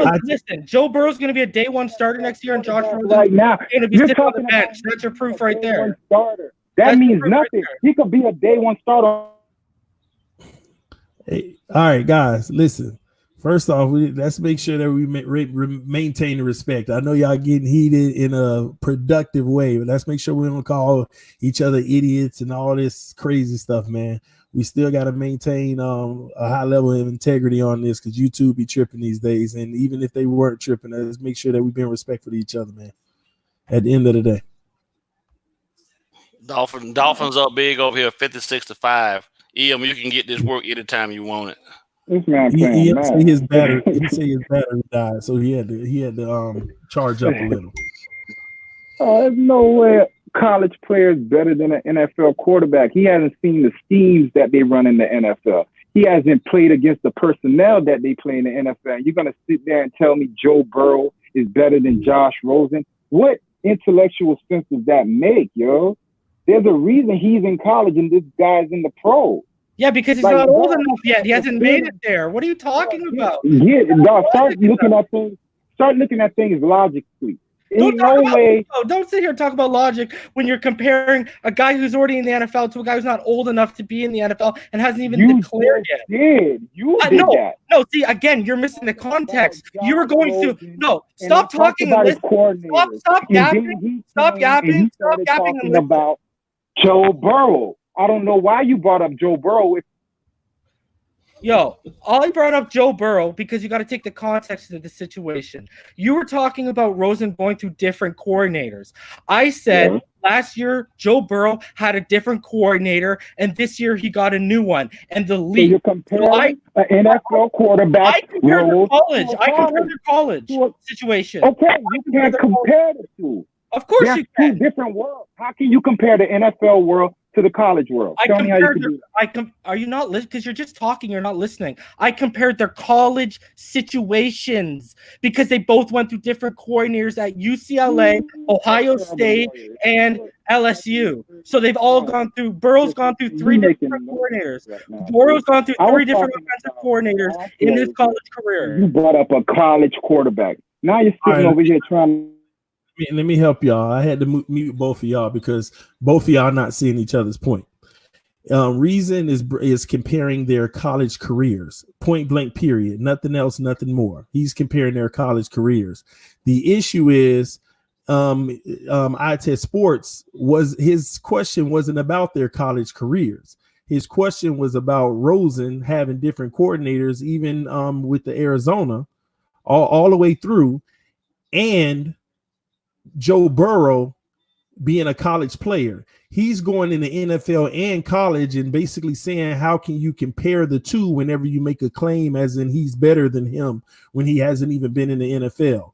It was almost like to me, and I'll give them an opportunity to correct me if I'm wrong. It was almost like a setup question, as in, is Joe Burrow, is he better than Josh Rosen right now? And the reason why I was kind of a setup question, because no one can really compare a college quarterback with a NFL quarterback because they haven't been in that situation yet. To be able to actually even compare, because once you get in the NFL, all these elite college players, some of them become busts, and you wonder, how did this happen? He was like the greatest thing ever in college. Thought he was going to be better than at least 80% of the NFL quarterbacks. And so I think they both just misunderstand each other. Reason is just simply saying, comparing both of their collegiate careers, which I do agree with what somebody said in the comment section, which is Joe Burrow is actually older than Josh Rosen right now. And you can only use that merit in regards to development, which Josh Rosen may even still be a year or two behind in that regards. And that's where my initial comment was coming from whenever I said, just like Burrow throwing 16 touchdowns one year is kind of like no difference from Rosen having the year that he had in Arizona. And now all of a sudden Joe Burrow throws 40-something touchdowns, and Rosen comes to Miami and only starts 3 games, so you still can't evaluate, but his opportunity to grow is still there. I mean, he like we said, he's younger than Joe Burrow. If that's true, I don't even know. Somebody said that in the comment section. I'm not sure. Is he? I think he's like 1 year younger, but that year makes a difference. And I don't know. Maybe the coaching staff understands that as well. But these are all things, and I'm trying to sum this topic up. These are all things that have to be considered.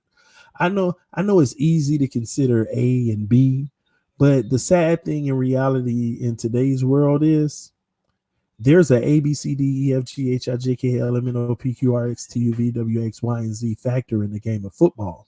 There are all those factors. And most people only want to evaluate A and B because they're the biggest ones, but they can care less about the others. And that's the most unfair thing, because you can't really evaluate. So y'all let me know what y'all think about what I just said. I'm unmuting you guys, I test, and Reason. And I'll be right back. Can y'all hear me all right? Can y'all hear me? Yeah. Oh, okay. I mean, that's what I said. I said we can't compare them because Burrow's not in the NFL right now.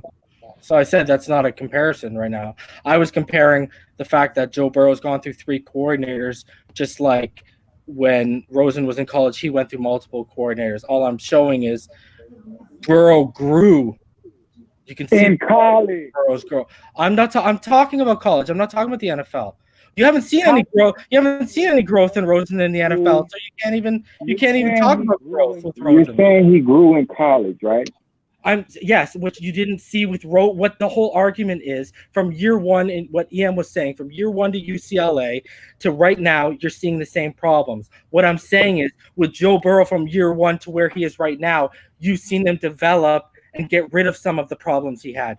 That's what I'm saying. So a guy who hasn't even entered the NFL, I already think has developed and grown better in his college career than what Josh Rosen did in his college career. So what I'm saying is I think coming into the draft, I think Burrow has a higher ceiling coming into this draft than what Rosen had coming into the NFL.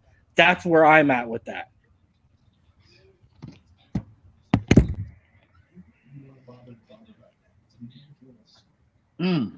Man. Eye test? I want to let him get. I want to let him get everything out, dog. Because once I start talking, that's when you start. Go ahead. You got everything out? No, I was just explaining what I was saying about it. Okay. All right. Now back to the original point. I started bringing up Josh Rosen and all the coordinators he's been through. Like you said, UCLA, he had a coordinator. Now, whatever issues he had in college, all right, that's null and void because now he's in the NFL. So now they're evaluating him on an NFL level. So if the same issues, you're saying that they followed him from UCLA to Arizona to Miami. What are the issues? So he's not good at his pre-snap and post-snap reads. Disguise coverages give him problems. He makes a lot of late reads that lead to a lot of late throws. He has good footwork. He has a really strong arm. Like we were talking about earlier, at times he is very questionable in the intermediate part of the field, but at other times he can be very good at the intermediate part of the field. His processing speed isn't where it needs to be right now. And that's what those were his cons when he was coming out of college, right? The only one that wasn't was he did at a college level. They did consider his processing speed good, but it seems like the leap to the NFL, it's gone from good to not very good. So now, because the game sped up, right? Because the game sped up. Or he's been through 2 different coordinators. He hasn't had a time to digest one playbook. And he's only been in the NFL. I think it's a multitude of things. I think it's the speed of the game. I do think I've said before, I think because of I think he went through 2 or 3 different coordinators at UCLA.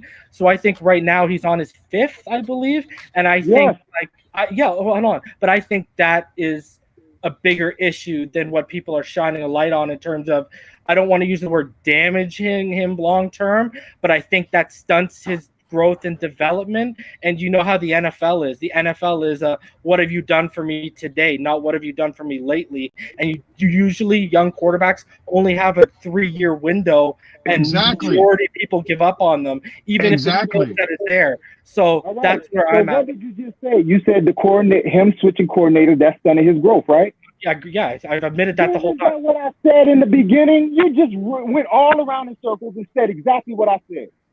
I gave an example. No, I gave an example of someone. I gave an example of someone who Joe Burrow has already been through 3. So I gave an example of someone in college again. I said it. A guy who's grown. He's in college, making growth in college. You can't compare the 2. I can, because the day one problems are still there for growth. No, it's like somebody making growth in preschool and somebody making growth in high school. It's 2 different levels of growth. You cannot compare. And I agree, but it's different when the issues follow you all through. And why did you say? And why did you 10 seconds ago? Why do you think those issues are following him in the NFL? I agree. It could be because he's gone through multiple coordinators, but there's also the coordinators have stunted his growth. 5 coordinators in 4 years. That'll stunt anyone's growth. You're not getting a chance. Once you digest one playbook, now you got to get another one. Then once you get into that one, now you got to get another one. The man probably has 3 different plays for one formation in his head. That will stunt anyone's growth. So you cannot sit there and no. All right, I'm gonna let you go, bro. But to finish with him, go ahead. You cannot sit there and compare when you're talking about Joe Burrow had these many coordinators and he showed growth in college. But this guy has been going through coordinators since college, and he gets into the league in his first 2 years, 2 different coordinators. But you want him to work magic. And again, I'm not a Josh Rosen apologist, but I have to be real about a situation. So I don't look at a situation with blinders on because you just want to say, I like this guy, I don't like this guy, he has this problem. No, look at it objectively. I'll look at every situation objectively and then make a conclusion. I'm not going to look at the person and say, I don't like how he acts, so I don't like him. No, I'm going to look at every aspect of it. And if you would have just agreed with me from the beginning like you just did, we wouldn't even went through all this. You went around. But it's not about a matter of me. It's not a matter of me pointing at a guy. I said, think about it logically. You sat there and were like, yeah, but it's not about pointing at. It's not about pointing at a guy. It's not about pointing at a guy and saying, "Oh, I don't like you. Oh, I don't like you." It's we've seen things, and again, I don't know why you keep going. The Burrow comparison is all it is he went through as many coordinators as he did in college, but the difference is Rosen in year 1 to the end of college, you didn't see growth. Burrow to year 1 to where he is now, you saw growth. That's all I'm saying with that. So, yeah, I'm making an example of a guy who also went through multiple coordinators but improved his game. So the NFL level is a different situation because we'll see where Burrow goes with that. But I can tell you right now, and if you want to put some money down on it, I'll put some money down right on now. it. He's a Burrow. No, Burrow's not going to be a bust. All right. Josh Rosen, Josh Allen, Sam Darnold. Same thing. That's all he is, fool. Right now, it's so dry with quarterbacks in the pipeline. They're holding on to anything. You feel me? When Lamar Jackson was coming out, they wanted Mitchell Trubisky to be the better overall prospect because he fits the bill. You feel me? They want that prototypical type of guy to fit the bill. But Lamar Jackson was sitting right there. He had college tape. He was blowing them out in college.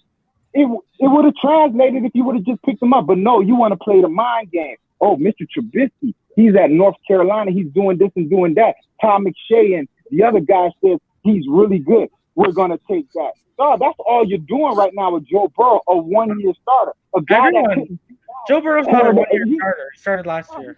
Beat out the guy in Ohio State. What was that sorry-ass quarterback in Ohio State he couldn't beat out?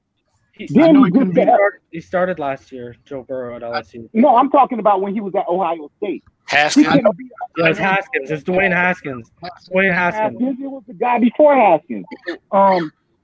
No, you know who I'm talking about. The running back. The guy, there you go. He was that guy. He couldn't beat out him.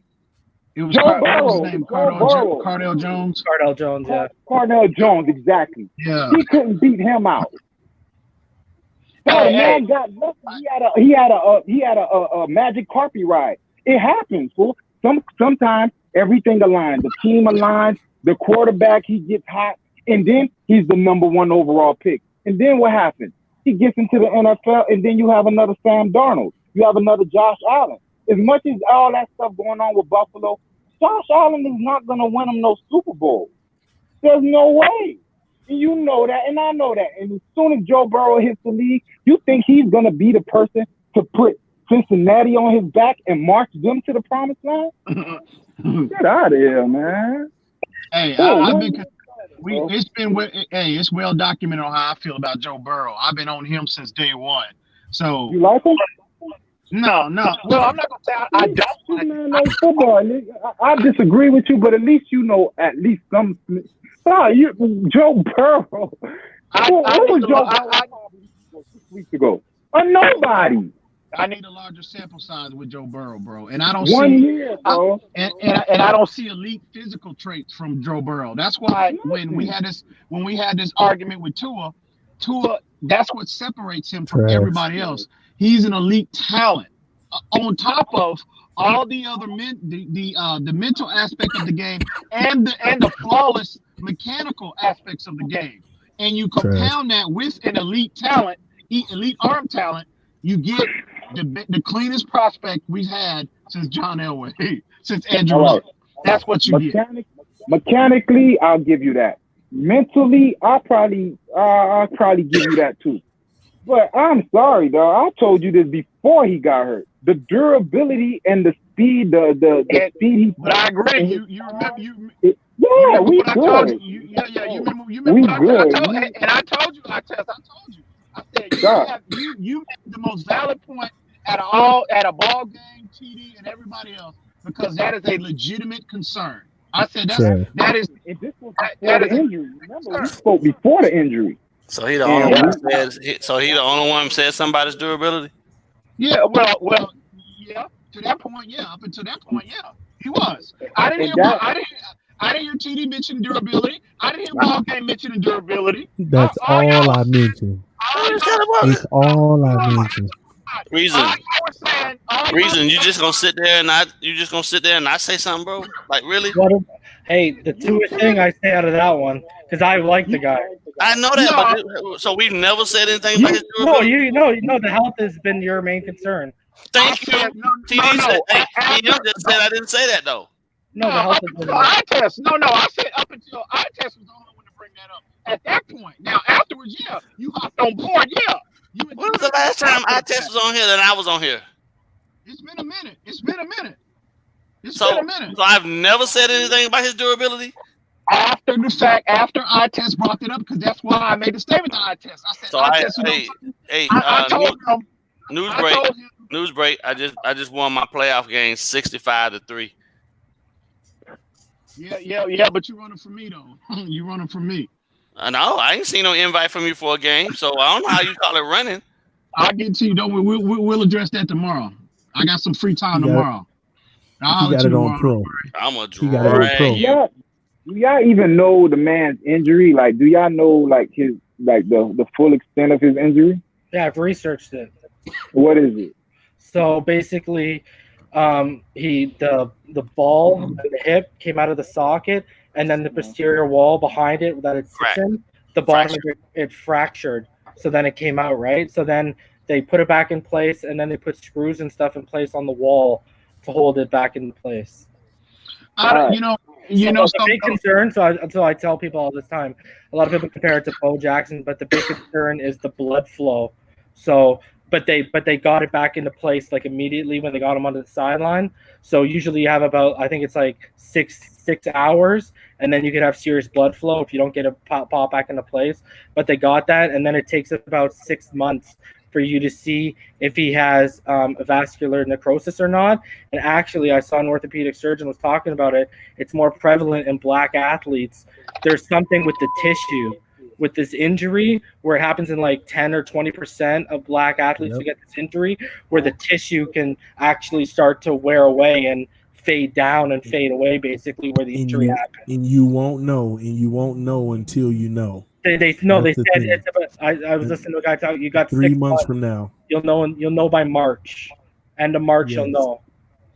You won't know until March because I'm they not, did say. I'm not going.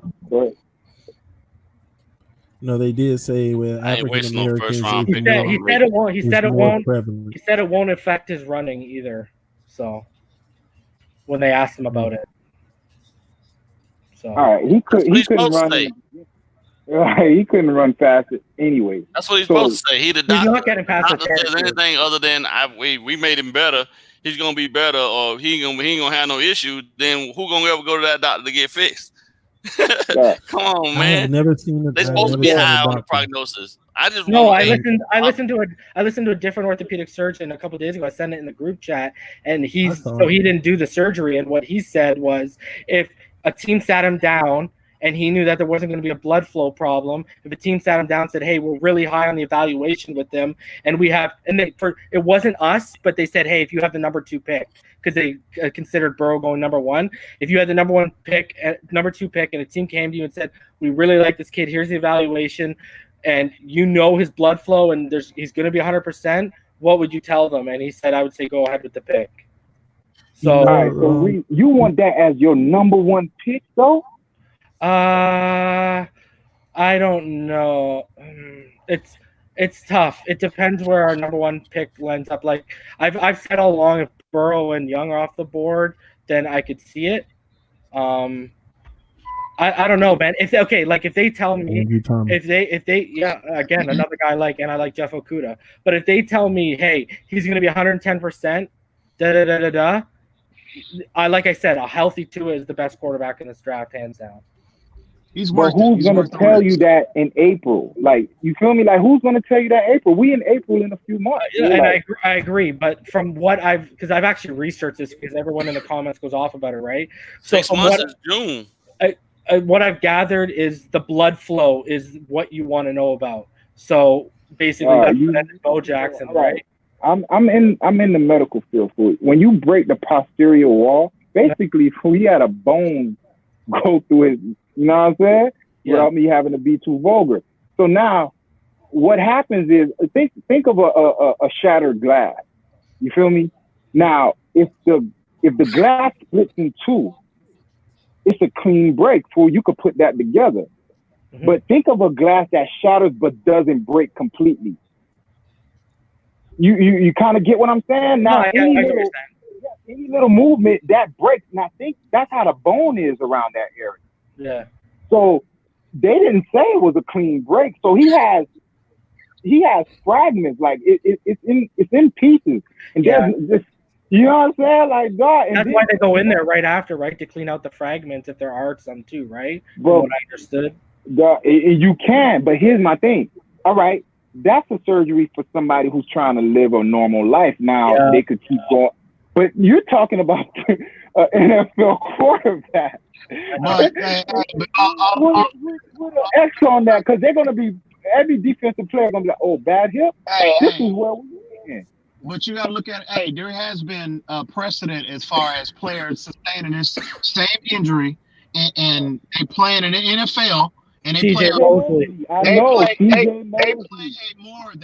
more physically demanding position than what the quarterback position is. Bro, so CJ Mosley, his Alabama teammate, linebacker for the Jets, he had the same hip injury. Exactly. But the issue was it didn't break the posterior wall. That's it. That's the problem. Well, I didn't hear that. I didn't hear that part. No, I'm telling you, I went back and looked at it because I knew it was one of people like you. Because I have a friend. Tua could do no wrong. Tua could lose 2 arms and 2 legs. He's gonna limp on the field and throw us a touchdown with his teeth. That's how he thinks. So I had to go back and be like, I'm gonna do the research on these people that really think this guy's gonna come back in a year or two and be back to normal. If he's lucky, he'll get to 80% and live some type of life. You want this man to play quarterback. That's not the long-term prognosis I've been hearing. I mean, everybody, and it's been consistency amongst these surgeons who they've spoken with all over the world, and they've been consistent on the point, and they highlighted the issues that could have possibly prevented him from making a full recovery. The issue about getting getting the hip put back in place before the loss of blood flow happened. They did that. They checked that box. The way they handled his issue, the way that medical staff handled his issue, just before they even left the stadium. All of these people that I've listened to now, I don't know, I can't speak for anybody else. They've all been consistent on what they should have done and what they did and what the long-term prognosis, the favorable long-term prognosis they've given him. So again, it's speculation. We don't know. We can't see in the future. It's speculation. But again, that's why I said if Miami, if they are that enamored with this prospect and they have to lean on their medical team to give him a clean bill of health long term, and he's worth the risk. Because if you don't, if he goes somewhere else and he turns out to be Drew Brees, just like they said the exact same thing on Drew Brees. Oh, he ain't gonna be the same. He's a quarterback that has subpar arm strength that sustained a shoulder injury. And that shoulder injury, only 10% of athletes come back from. Exactly. He sustained a catastrophic shoulder injury now. Yeah. And he was already known for having a pop gun arm. And he's turned out he's arguably the best quarterback to ever live. All I'm All saying right, is is Drew Brees without Sean Payton? That's a good that's question. that's what it could have, should have, would have. He had Sean Payton and he put the numbers up. So what? That's what you can't live in a hypothetical. We know What was he doing Sean in San Diego before that? He had a Battling good Doug year in San Flutie. Diego. Battling Doug Flutie. His last year, he had a good year. He had a good But year. that was after 4 years of being in San Diego. He was their number one pick, and he let Phillip Rivers come take his job. Actually, So no, you telling me Sean Payton has nothing to do with his Hall of Fame career? You telling me Bill Belichick has nothing to do with Tom Brady's Hall of Fame career? These quarterbacks can't just go on other teams and do these things. Did I say that? Did you hear me? No. No, you didn't say that, but I'm just pointing that out, yo. Like, I agree with you. I agree with you, bro, on that ass. But all I'm saying is this. All I'm saying is this. It goes back to the evaluation that Miami has on him, and all for 2 years now we've been hearing whispers of they are just blown away by this kid's potential. And if they have that favorable a grade on him, bro, and the medical checks out, you got 14 draft picks. I keep telling y'all, 14 picks. If you select him with one of them, you got 13 other picks to address your other issues. but The other issue on your team, 13.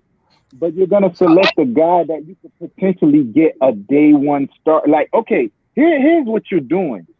You could get Tua, potentially clean bill of health, could maybe play in the NFL, or you could get, you'd already know I'm going Jerry Jeudy, or you could get a guy like Jerry Jeudy who's gonna step in, no hitches, no problems, no medical, no nothing.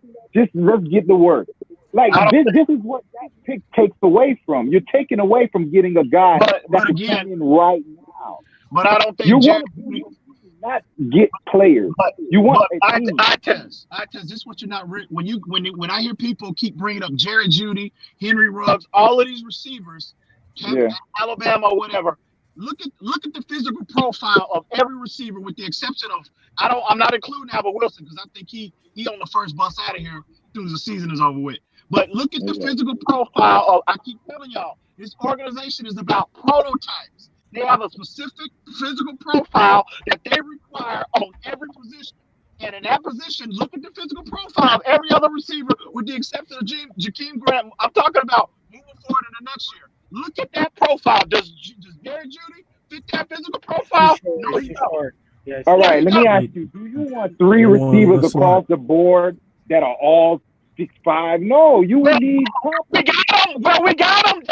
They're similar. Exactly. If we already got them, now you get somebody to complement them. If we already got a Devontae Parker, we already got a Preston Williams. Why not get a guy that could do what they can't do? You got two guys that can high point the ball. They need Albert Wilson's replacement. No, go get a Jerry Jeudy. No. Well, no.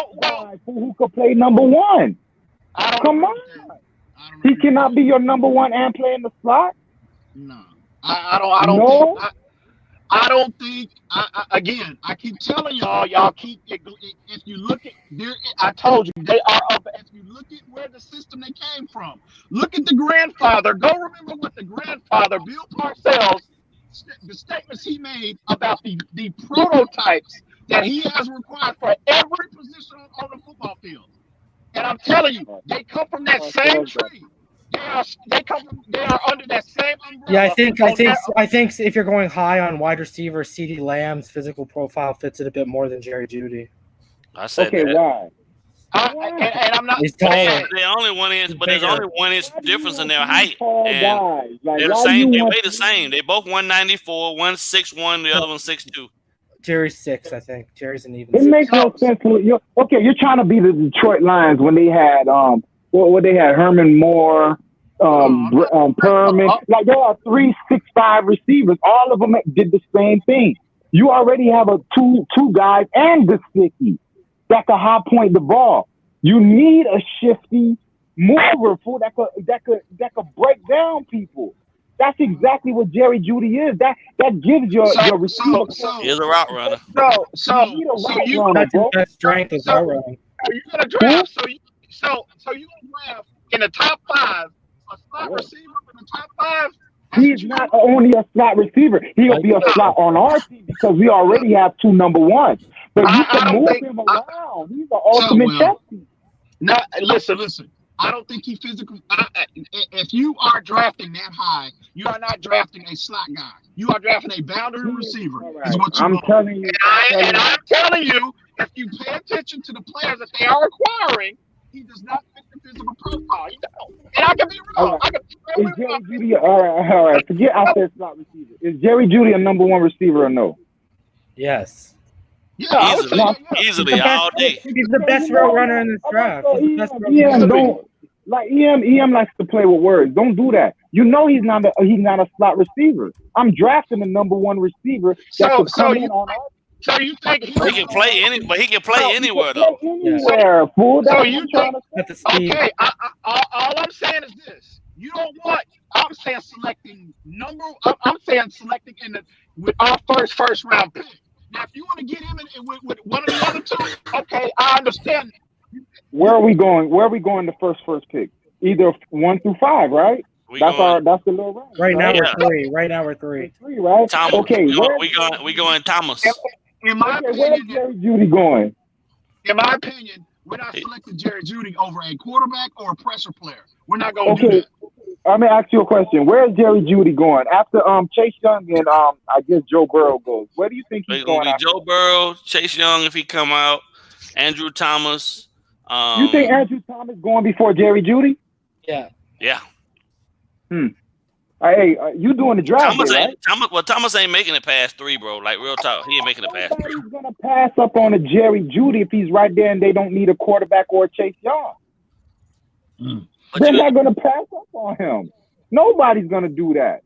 You will if you already have your 3 receivers. Okay, what team has 3 receivers on their team right now? We're 3 right now, so I think we're gonna go Andrew Thomas. We're 2 deep, and we got one that's hurt right now, so we don't know. But we can pick up. But here's the thing, though, to what EM is saying, though, and obviously this is all speculation, but we have 2 boundary guys. There's still quality guys that can come in. There's still other receivers like Chenault. We could get a Chenault. Later in the draft, bro. No, he's gonna be the end of the first. He's gonna be end of the first. It's looking like. We still have a pick there. We could get him if we wanted another receiver. All I'm saying is with the first pick. That's all I'm saying. Andrew Thomas, man. So I test. Going another Jake Long. You're gonna go get another tackle. Didn't I do that already? Yo, when we had the 4th pick, I did a full 32 pick hand by hand mock draft, and I had Jerry Jeudy actually going 7 to Jacksonville because Arizona tackle. I have Lions taking a corner. I have Washington taking a tackle. I have New York taking an edge, and I have Burrow going 1. So just why would Washington take a tackle if they still got their players there? They're not gone yet. Trent Williams is leaving. Trent Williams leaving, bro. He out of there. Don't you need to surround Dwayne Haskins with weapons? You think they're going to let Jerry Jeudy just walk away? If Trent Williams stayed, if Trent Williams wasn't demanding out, then I would be on board with you 110% with Jerry Jeudy. Bro, they're not letting Jerry Jeudy walk out, baby. Trent Williams out. Yeah, Trent Williams gone, man. They can't keep him, bro. Yeah, after that whole deal with the medical staff misdiagnosing his cancer, bro. He out of there. That whole misdiagnosis of his cancer, it's it for him. He's done. Hey, let me ask you this: Would y'all entertain trading? Would y'all entertain trading for Trent Williams? Trading for him, yeah. Like what? I trade when he gonna be gone anyway. Yeah. Well, they not. Is he unrestricted after this year? He's in. That's the end of his contract. He. Oh, really? Okay. Well, I didn't know. He can move. He can go. They don't have no leverage on him. Okay. Well, I thought he was still under contract. I thought he had another year in his contract. Do you think Miami will go after him in free agency? I would definitely entertain that. Maybe not as really good tackle. How old is he? Not at. He's 31. He's 31 now. Now, obviously, he would be. That had cancer. Well, you're gonna have to pay him. Yeah, you're gonna pay him. big time. So come on, dog. Like, let's start making smart decisions. Let's not get the broken quarterback as our first round pick. Let's not get the tackle that had cancer and he's 31 as our tackle moving forward. Let's start making better decisions. He's not a long-term solution, but at this point, anything is an upgrade. Anything, any scenario is an upgrade on that offensive line. Anything. All right, y'all got money, right? Don't just take the money and throw it away. Like, nobody's saying that. Nobody's saying that, bro. I didn't say that. I didn't say break the bank for him. I just said I asked a question. Would you entertain it? And he should. The conversation about Trent Williams should be on the table. It should be. How much do you think he's going to have? The reason why it's not bare minimum, or he's going to want the top tier money? He's going to get a top. He's going to want top tier money because he's going to be the top tackle. This is last hurrah, so he's going to want. Yeah. He's gonna want money. Market value. So. But I mean, but man, the last time he played, he was in my estimation, he was a top 3 tackle in the entire NFL.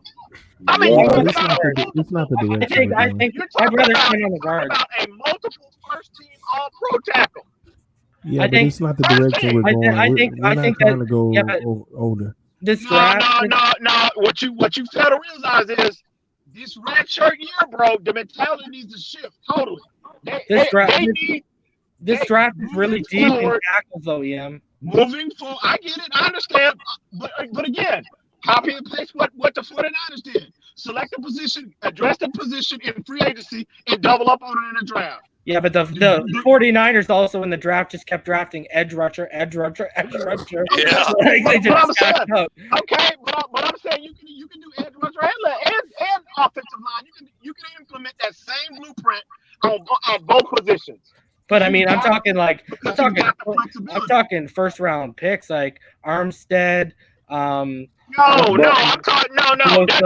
Those are. That's what they were doing. Solomon Thomas, yeah. That whole line is full of first round. Yeah, it's crazy. Okay, I understand that, but I'm talking about from an edge position. Those guys are interior. Bosa is only one is the edge Nick Bosa's a first.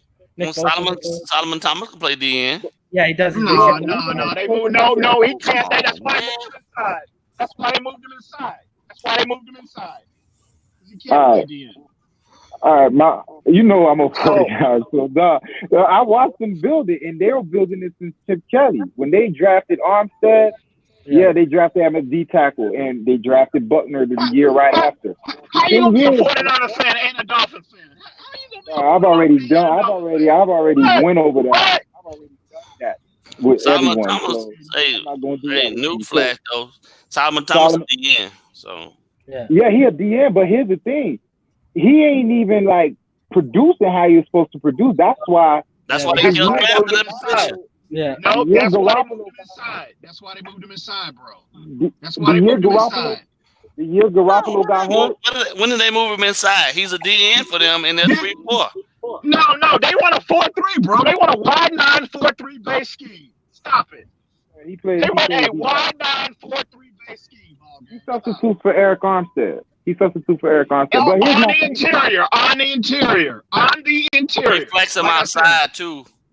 He played the people they drafted are interchangeable. That's why they got him. Yeah. Because they all could play. There's been a whole bunch of sets where he's lined up at end and D Ford is standing up at the outside linebacker. Yeah. What I'm saying is, the previous regime, when they selected him, he played defensive end at Stanford. He was a legitimate defensive end at Stanford. But when they brought him in, from a pass rush standpoint, he was subpar. He was substandard. So what they are doing now is they're finding value with moving him around to they're just not leaving him on the outside, especially in that scheme. Especially in that 9 scheme. The year that how they got Bosa, like he was supposed to be the last one. But remember, Garoppolo got hurt, and that made the 49ers, because that season they were supposed to be this year. They were supposed to be good last year, and Garoppolo got hurt and tanked the whole year. And look, we get Bosa. So Bosa wasn't supposed to be there. You feel me? So that's what happened right there. And then the offseason, they went and got D4 and Quan. Yep, exactly. And that's why it was built off the draft and 2 free agents. That is why I'm telling you, copy and paste. Look at what Green Bay did. Look at what San Francisco did. We have the flexibility to address that position, offensive line, in free agency, and in the draft. Copy and paste what they did. That's what we have the flexibility to do that. That's a win-win. That's all I'm saying. I'm a dude. We have unlimited resources, unprecedented resources in the draft with draft capital and cap space. It ain't unlimited, cause we only got so much money. And you don't want to spend it on 31-year-old tackles, yo. Well, if you can give him if you can structure it, bro. All I'm saying is this: if you get him, that man won't get paid. Yeah. You could probably get Sonny and Schreff for the money he's gonna cost. Schreff went on the IR too. Well, I'm not saying to sign him. I'm just saying he that conversation needs to be at the table. That's all. That's a multiple first team All Pro tackle you're talking about when he helps. Listen, I think they're gonna kick the tires on everybody and anybody that they think can help us. And they should win. But at the end of the day, the money got to make sense. And 31-year-old tackle coming off of cancer prognosis. Yeah, and with a really deep draft for tackles, I don't see it. Yeah, I don't know. Well, all I'm saying is this: if you can get him, and I know he's gonna want to get paid, but again, it basically depends on the money. If you can get him at a somewhat moderate contract, and you structure it just like the way they've been structuring deals, we're not gonna be able to. Not with this guy. Why not? Why not? You just said it. You just said everything. All pro. All pro. Offensive tackle. He's 31, 32 going in the next. It doesn't matter. We talked about that before, right? You said that we discussed that a long time ago. We said that 30-31 is not that big of a deal because these dudes are playing. Well, we'll see. All I'm saying is this, bro. The conversation, depending on what he's asking, we don't know what the man is gonna ask for. We can speculate, but we don't know until free agency. But I'm just saying, if you can get him at a deal that makes sense and you structure it to maintain that fiscally balance that you need throughout your roster, and again, copy and paste what Green Bay and the San Francisco 49ers did. I'd rather get Thomas, address it in free agency, and double up on it in the draft. I think it's more important to get guard play, and then just draft Thomas at tackle. He plug and play. He ain't miss a down in Georgia. So that kid can play right away. Some people. Why aren't y'all tired of getting offensive linemen? Yo, like, stop doing that. You should have just kept Larry Matanko if you're gonna draft a tackle. You should have the only reason Thompson still ain't on the team because we got 2 firsts. Okay, and you're gonna waste one to go get his replacement? What you mean waste? How is it a waste when you gotta protect the quarterback? Who else gonna do it? Andrew Thomas. You could get that as a proven commodity in the NFL. You don't know how this guy is gonna come into the NFL, and you gotta wait for him to turn into. No, you ain't waiting on Thomas. How do you know that? I don't like when people do that with college players. Yeah, they're good in college, but you cannot stamp it and say he's gonna come in as an All-Pro. You can't. I didn't say he was gonna come in as an All-Pro, but at 338 pounds. Never been started 4 years straight at Georgia in the SEC. I think he pretty much has a really good chance to be good. Only allowed 4 pressures this year and 1 sack. I like him. I'm not saying he's not worthy of that pick. I don't want to take him. Considering the depth at the tackle position in this particular draft is solid. Now. Again, do you have him graded? Give me Okuda. Is it? Well, I don't even want to get it. We already addressed that issue. But because you don't want to hear it, don't mean it ain't an option. Could you talking about Okuda from Ohio State? Yeah. But what's wrong with Wade? You got a problem with that one, I test? Nah, Wade's good too though. Yeah, Wade's good. Well, Wade, but who's better, Okuda or Wade? No, Okuda better than him, but Wade ain't garbage. And I ain't say it was garbage, bro. I would never do that because If I mention a cornerback, it's because I've seen and I've watched enough to know them boys have elite feet. They have elite feet. You know that corner Lamar Jackson? Yeah. All right, what you think about him? Project, but I like him. I take him late. Yeah. He's gonna go I take late. him. I take him in the third. I take him in the third because I think that's a steal. He's gonna be back. I think you can get Wade in the second or third. Yeah, you can get Wade too. But when we talking upside, we talking huge upside though. Jackson got huge upside. So here's what I'm saying. My thing is, you get the blue chippers with the top picks, and then you could get, okay, he might not be a Cuda, but you could get a Wade in the later round. So you saying Andrew Thomas ain't a blue chip? No, he a blue chip tackle, but God, don't get no tackle. You did that with John. You did. Well, we gotta get somebody to protect the quarterback, bro. He wants a sexy pick. All right. You want a sexy pick? Yeah, that's what he wants. He wants a sexy pick. No sexy pick because the Dolphins have done this. You did Mike Pouncey. You've done Laramie Tunsil. You've done Jake Long. You've done what's the other guy? Juwan James. You do O-linemen all the time. And what happens? They get out of here. They go get contracts at other teams. So what are you saying? Don't draft the position. Don't take the best guy. I'm not saying don't take the best guy, but at some point in your organization's history, you got to be like, all right, 5 out of the 20 years we went O-linemen, and none of them are here. Not one. None of them even made their second contract except for Pouncey. So you're gonna draft Thomas, and in 4 years you're gonna trade him. How we know that? We don't know that. You traded Tunsil in 2. But we would traded Tunsil for 2 draft picks. Okay, you could get 2 draft picks for Thomas in 2 years too, and then there goes the recycling thing. That's all speculation, bro. We're not living that. If we're gonna just at a spot where we're picking, you take without a shadow of a doubt the best athlete. Now, you might not like it because it's not a sexy pick, but that kid is starting day one for somebody. Undeniably. He is. No doubt about it. Why can't that be for us? To solidify our left tackle spot for as long as Flores is our coach, which I think is going to be a long time to come. Why not get a guy that you don't have to even worry about ever again addressing that position? Because y'all said the same thing 2 years ago with Laramie Tunsil. No. Here's the thing, though. Right? Here's the thing. They didn't pick Tunsil. Tunsil was already there. Tunsil fell to us. We got lucky. Gas mask situation is the only reason we got Tunsil. Exactly. We should have never even had him in the first place. All right, and he was a number 1 overall pick, right? Who was? Tunsil. He was supposed to be in the top 3. He should have gone in the top 3. So they were drafting Tunsil before the gas mask. Tunsil was projected to be the number 1 overall pick. And we were never going to get him. All right. So now, that's true. Tunsil was projected to be the number 1 overall pick. He only slid because of an outside field. That means he was rated higher than your boy Thomas. Okay. So Thomas isn't rated to be a number 1. You just traded the potential number 1 overall pick.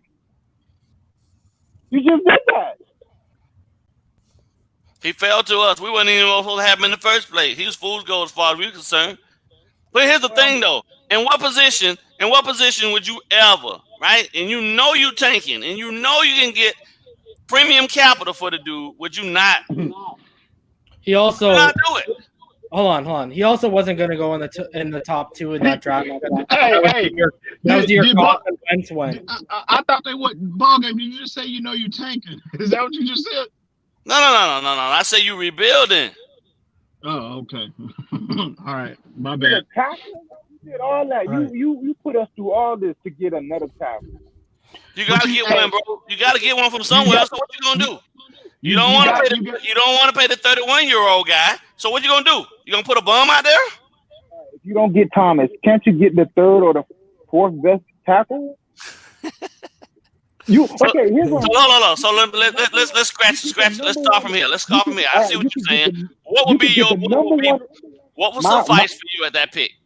Okay, what would suffice for me? I'm going blue chippers. So I want the number 1 guy at his position. That is Thomas. Tua talk about low. Tua talk about low, baby. All right. Listen, Go I ahead. will do You want a sexy pick. You want a wide receiver. You want Judy, You know what I I mean? want sexy You want pick. a corner, right? Okay, let me ask you. No, this, answer the question, bro, because that's what I'm hearing. Because you just said I want to pick that will change. That will change basically. You could kind of say our overall mentality. Let's say So you we think do. you think that's Let me ask you a Judy? question. You Let me think ask you you a think that's question, though. Judy? You think What's that's Judy? what's You think the that's worst Jerry Judy? position on our team right now? You know why I'll tell you if we take Jerry Judy, that shows a switch in mentality. Because if you take the tackle, that's the homedrum Dolphins who take the tackle. Let me ask you a question. Let me finish this part. If you take Jerry Judy, that sends a signal to everybody in the NFL. There's a different philosophy that this coach is going to be working with, which is offensive, which means attacking. Yeah, we're going to have our quarterback still out here getting killed. No, bro. It's a humdrum pick that they want you to pick. They want you to take the tackle. They want you to take a four. They don't want you. Hey guys, I just muted everybody just now. We reached the midnight hour and we've been going about 3 hours strong. And this is I've actually gone an hour over my time because I had something to do. This was getting real good and I want this to pick up, and I'm gonna have to figure out when we can pick this conversation up. But we're gonna have to end it at that note. Before we end it, I just want to say a few things in regards to what some people were saying, especially with the Tunsil situation. Listen, getting 2 first-round picks and a second-round pick was the smartest thing this organization could have done. Okay? It was the smartest thing they could have done. If we go back in the draft and get Andrew Thomas with the number 1 pick, which I believe he can still be just as good as Laramie Tunsil, he is the best at his position. That means what we netted out of the deal is another first-round pick and a second-round pick. So don't forget that. We didn't just go trade Tunsil and get 1 first-round pick just to replace him. We traded Tunsil, got 2 first-round picks and a second. So we got extra capital in that situation, all right? But this TD Phins Talk, home of the real Miami Dolphin fans. I got to rush and get up out of here, y'all. I would usually give last words, but I'm sorry, panelists, I got to go. I appreciate y'all. I'll see y'all tomorrow, guys. Again, thank everybody who was here tuning in. Hit that like button, hit the subscribe. And before we go, make sure you subscribe to the Patreon. For those who want to support the channel, go find the Patreon. The link is in the comment section below. Go find the Patreon so that you can support the channel and you can get exclusive content and benefits to the channel. All right. But this is TD Phins Talk, home of the real Miami Dolphin fans. I love y'all. I'm out. Peace, peace, peace, peace, y'all. I'll see y'all soon.